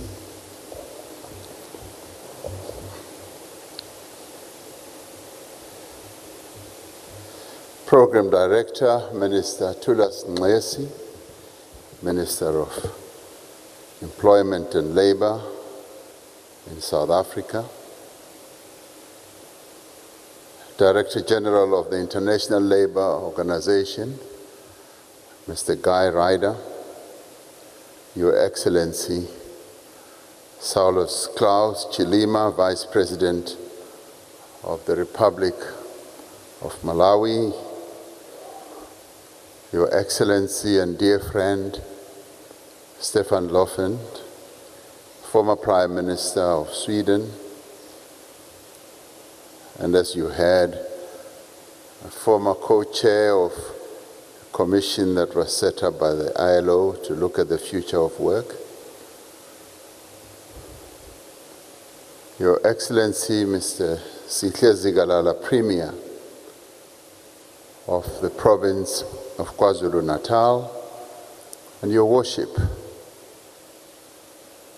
Mayor Kaunda, Mayor of the beautiful city of eThekwini, ministers and deputy ministers amongst us and MECs, and Nobel laureates, Mr. Kailish Satyati, and my sister, Ms. Lema Gowe, and Ms. Zingiswa Losi, the President of the Congress of South African Trade Unions, and Regional Vice President of the International Trade Union Confederation, and General Secretary of COSATU, Peking Jalinjali, my sister Jacqueline Mugo from Kenya representing employers, and our collective daughter, Tato, representing the children of the world, and especially the Nelson Mandela Children's Parliament, international guests who are here with us, and ladies and gentlemen, and distinguished guests and leaders of civil society. South Africa is indeed honored to host this very important 5th Global Conference on the Elimination of Child Labour in partnership with the International Labour Organization. On behalf of the government and the people of South Africa, I welcome you all to our country and indeed to the city of eThekwini.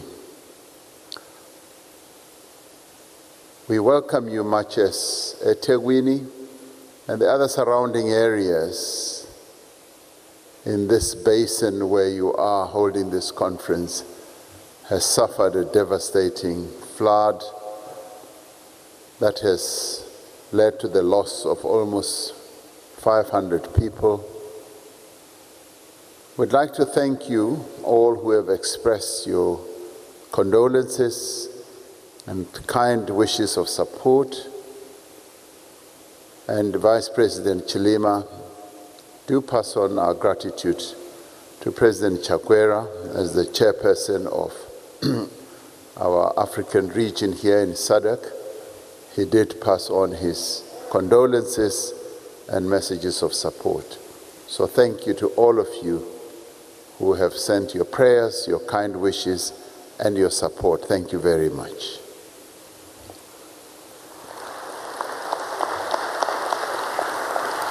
I wish to commend the ILO for organizing this very important conference.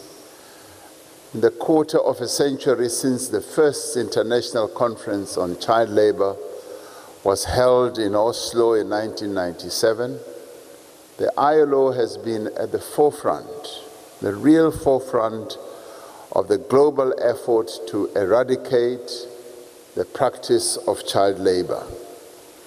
Not only has the ILO forged international consensus through instruments such as the Convention on the Worst Forms of Child Labor, but it has been active, together with its partners, to ensure that such instruments have a meaningful impact on the lives of the world's children. We are particularly pleased to be hosting this conference in the year that South Africa marks 25 years since our democratic constitution came into effect.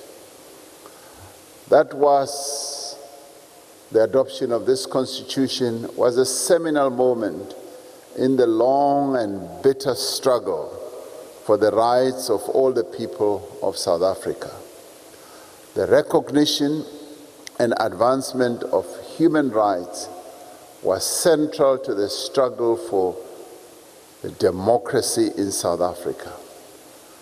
From the earliest Bill of Rights, because what we are talking about here at this conference has a particular history globally, but it has a much more pointed history here in South Africa. From the earliest Bill of Rights, which was adopted by the governing party, the African National Congress, in 1923, through to our new democratic constitution, adopted as the supreme law of the land, the rights of children have been expressly advanced as a fundamental element of broader human rights.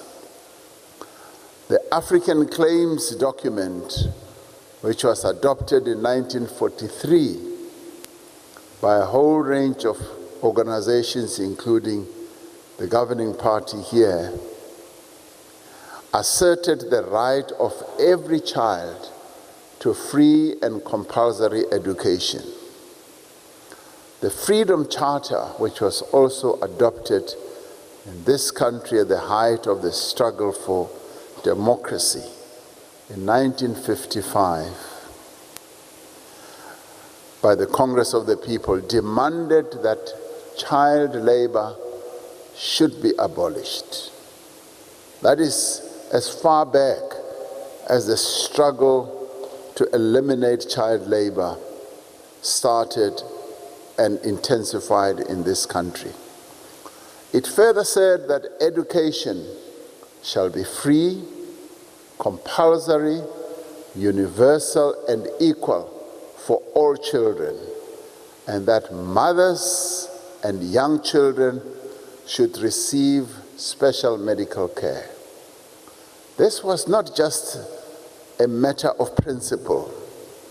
The assertion of the rights of children was a direct response to the deprivation, to the discrimination, and to the deliberate neglect that had been visited on the children of this country, particularly black children, by successive colonial as well as apartheid administrations. The enshrinement of the rights of children in our country's Bill of Rights is about correcting this grave historical injustice. Our democratic constitution places obligations on all, including the state, to advance the rights of children to a name and a nationality. It places an obligation on us to advance their rights to care, basic nutrition, shelter, healthcare, and social services. The Constitution of South Africa enshrines the rights of children to be protected from ill treatment, from neglect, from abuse or degradation. South Africa is also signatory to the Convention on the Rights of the Child, which established global standards for the protection, survival, and development of children. In reflecting on the paramount importance we have attached to the rights of all children of our country, we recall Nelson Mandela's words when he said, "Our children are the rock on which our future will be built, our greatest asset as a nation. They will be the leaders of our country, the creators of our national wealth, who care for and protect our people." Close quotes. In giving effect to this conviction, President Mandela personally dedicated himself to the care and protection of children by establishing the Nelson Mandela Children's Fund, as well as the Nelson Mandela Children's Hospital in Johannesburg. He was adamant that in order for our young people to grow up and fulfill their role in society, they are in need and deserving of our protection. The South African Constitution advances the right of every child to be protected from exploitative labor practices.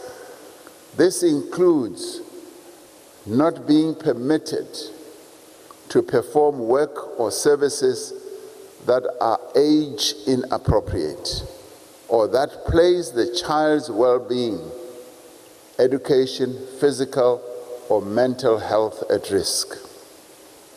Such exploitative labor practices are also disallowed as they impact on a child's spiritual, moral, and social development. Such labor practices rob children of a childhood. They deny them the opportunity to be explorers, to be learners, to develop and fulfill their potential. They deny them the opportunity to play, to just be children. Child labor perpetuates the cycle of poverty, denying young people the education they need to improve their circumstances. It condemns communities to forms of economic activity and labor that limit any prospect of advancement or progress. For many, the words child labor conjure up images of young people working in sweatshops and informal factories. We have all seen the terrible, heart-rending images of children, some as young as 6, laboring in mines in a number of locales around the world. These images are the open face of child exploitation. But there is also a hidden face that many do not get to see. It is the children in domestic servitude that a number of speakers spoke about here earlier. to families and relatives. And these children are prevented from going to school because they have to do work either in the household, looking after an aged parent or grandparent, or to work on the farm and do all manner of other jobs.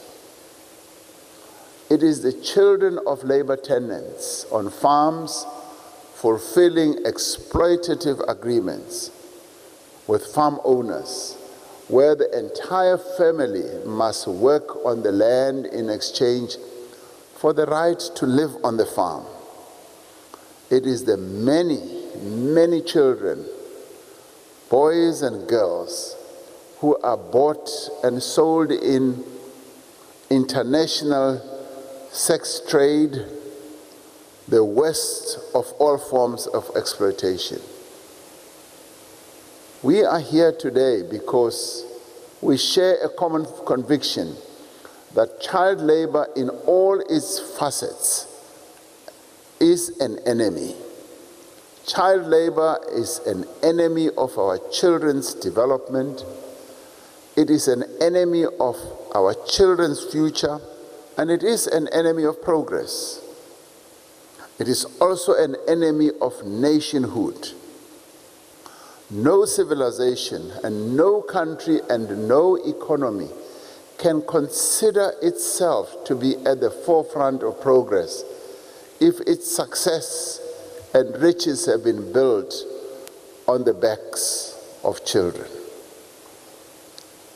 We are collectively here because we recognize the urgent need to put an end to a situation where millions of children across the world are losing their formative years to the burden of unfair treatment.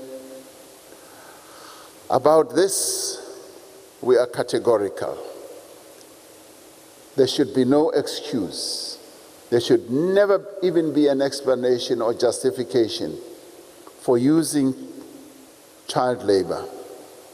According to the ILO and UNICEF, we have made substantial progress in addressing the worst forms of child labor exploitation. At the same time, the effect of worsening poverty means that, according to the ILO, a further 8.9 million children are expected to be engaged in child labor by the end of 2022. And we've also heard that child labor numbers are ticking up, particularly in the youngest category of children.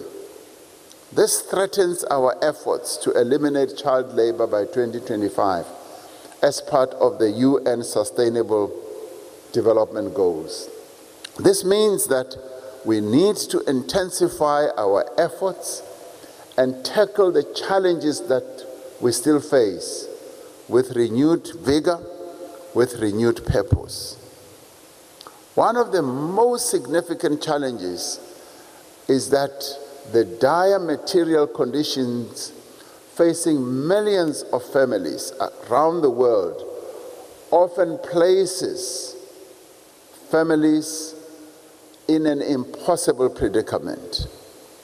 When life is about survival and families struggle to make ends meet, young children are often forced to leave school, to go and earn wages to assist their families.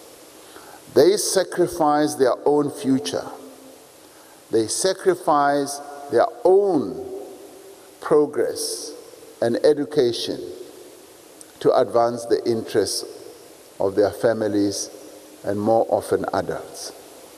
Another challenge is limited access to affordable, quality education for children. Without such opportunities, and particularly where there is no legal obligation on parents to send their children to school, there is a greater risk of children of poor families being put to work. and then they lose the opportunity of going to school. Lack of universal social protection, including child support grants and forms of child care support for working mothers, contribute greatly to conditions that increase the likelihood of child labor.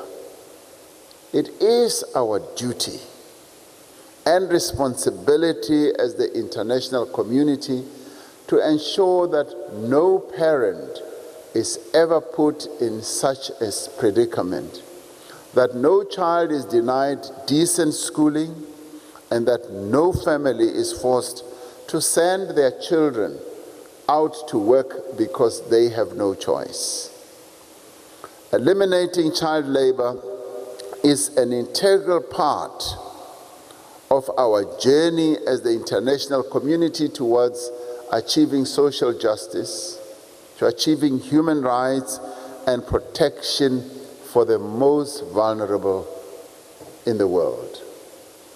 This conference will be looking at why millions of children are victims of exploitative labor, why this persists in some countries but less in others, and on what decisive interventions are needed to end these practices.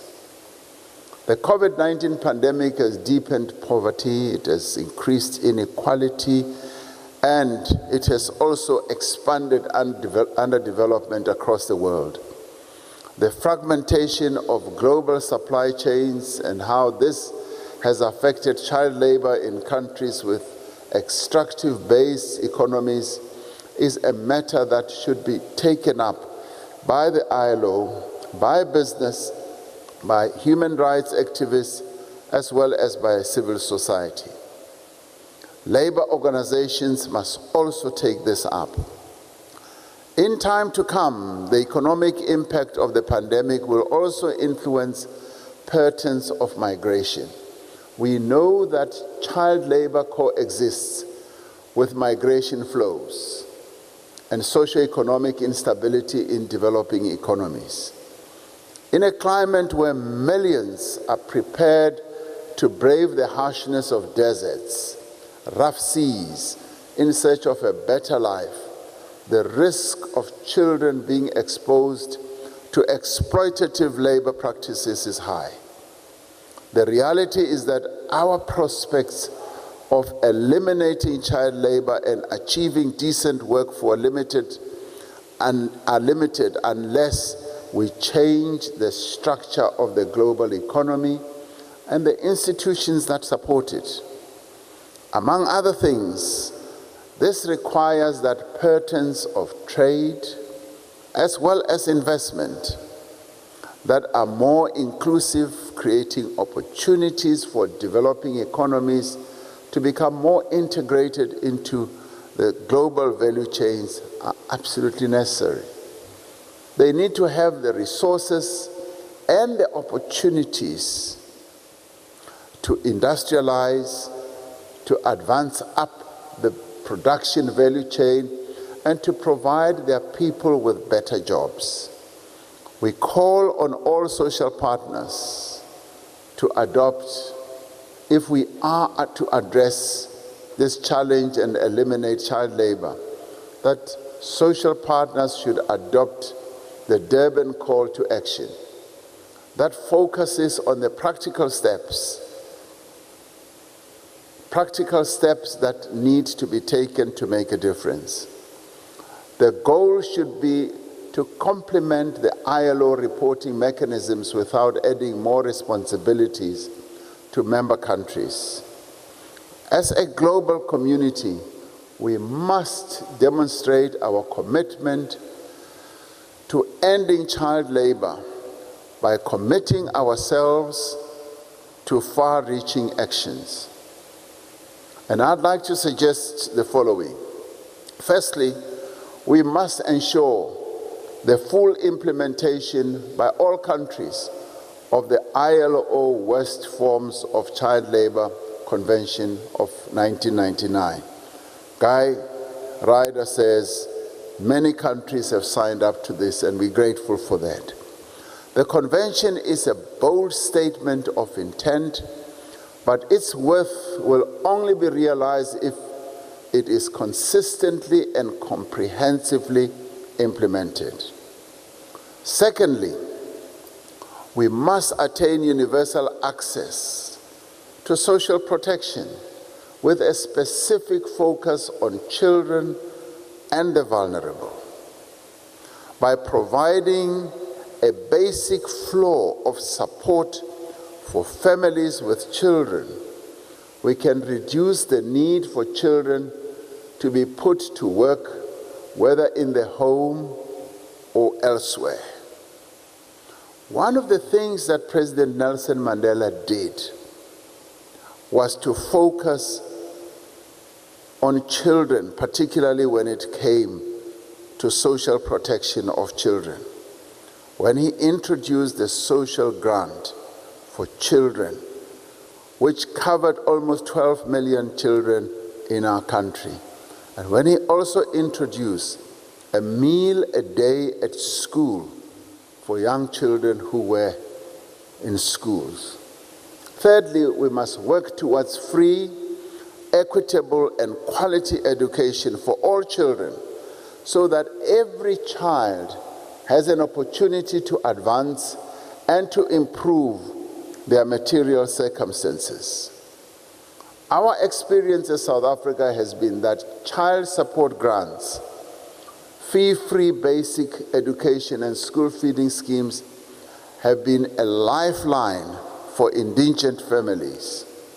Such initiatives help to keep children in school and thus makes them less vulnerable to exploitation.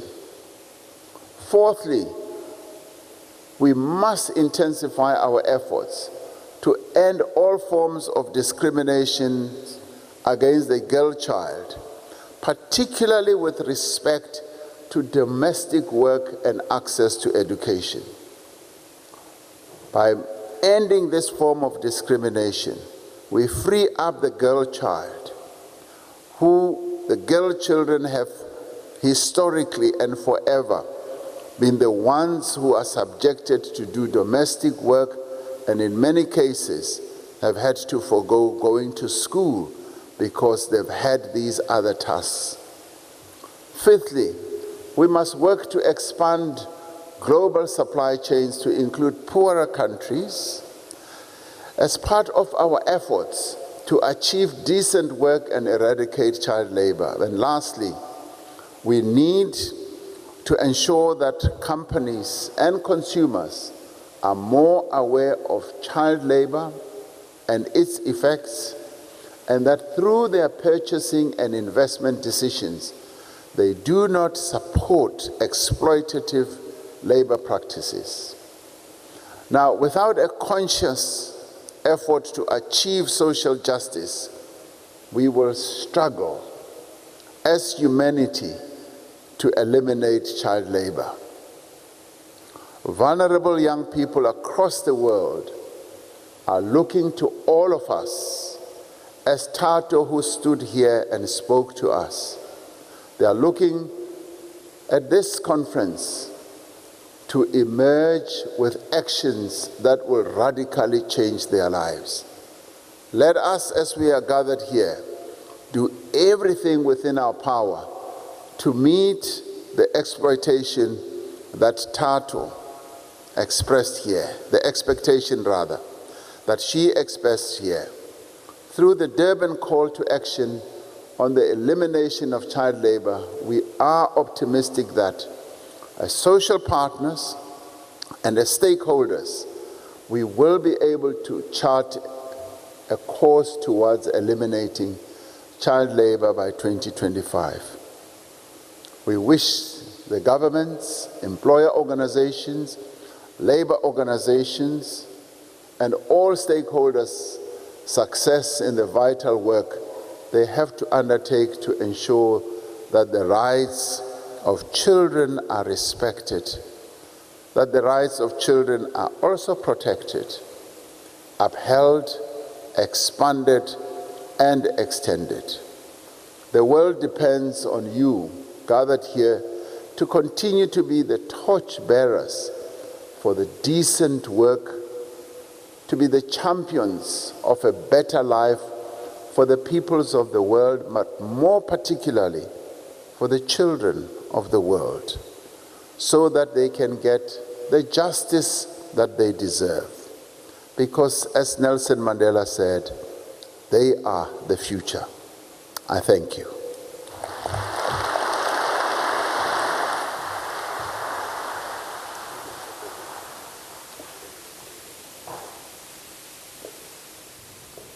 All right, that is the fifth global conference on the elimination of child labour. The conference actually taking place for the first time on the African continent, organised by International Labour Organization. And of course, the aim there to share good practice and to push for accelerated elimination of child labour. Of course, President Cyril Ramaphosa addressing the conference there, as you saw, mentioning that South Africa is indeed honoured to host the conference, and that child labour needs to be stopped by all means, as it stops children from being children and denies them an education.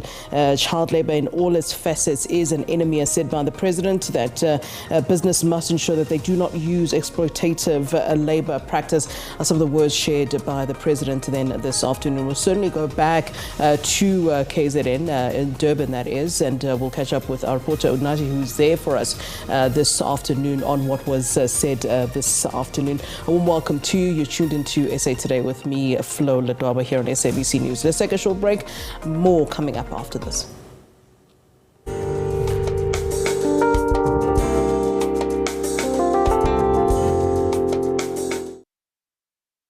Jay, when we were watching Simunyamara, we were dancing mobile Hadorum divider. That's always. When men made us feel at home and 50-50 was just a show on TV. That's because they were scared. Now we're learning lessons from the real bads on the estate and Guyana. Hotspot Sally says mom just right for the weekend. Paying our TV licenses keeps industries alive. Let's stay informed, educated, and entertained. Telling stories for the now generation. tvlic.co.za.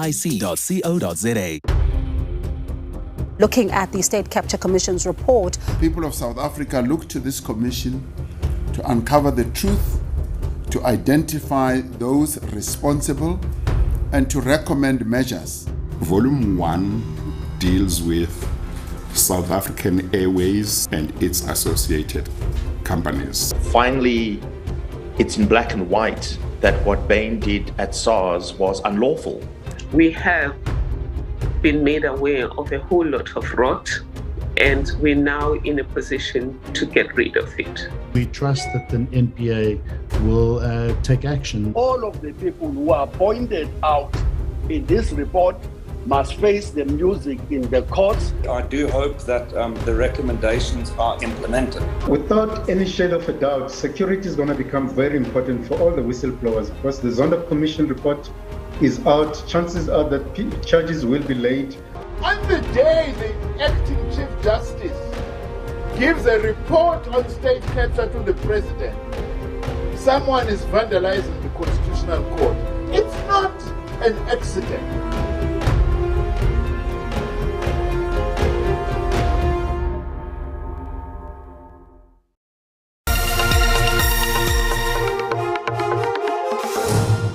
Welcome back. Thanks for being with us here on SABC News. Well, Eskom has announced that stage 2 load shedding will be implemented from 5 p.m. until 10 p.m. on Sunday. It says that stage 3 load shedding will be implemented on Monday and Tuesday evenings at the same times. The rolling blackouts will then be reduced to stage 2 for the rest of the week. Due to continued loss of generation capacity, stage 2 load shedding will be implemented from 5 p.m. until 10 tonight. On Monday and Tuesday evening, at the same time, load shedding will be implemented at stage 3. Thereafter, load shedding will be reduced to stage 2 for the rest of the week. Eskom will continue to closely monitor the system, adjust and communicate any changes as may be necessary. Since yesterday evening, breakdowns occurred on a unit each at Tutuka, Camden, and Majuba power stations. We currently have 2,100 megawatt on plant maintenance, while another 17,600 megawatts of capacity is unavailable due to breakdowns. Eskom appeals to all South Africans to help limit the impact of load shedding by reducing the usage of electricity and to switch off all non-essential items. The NPA says that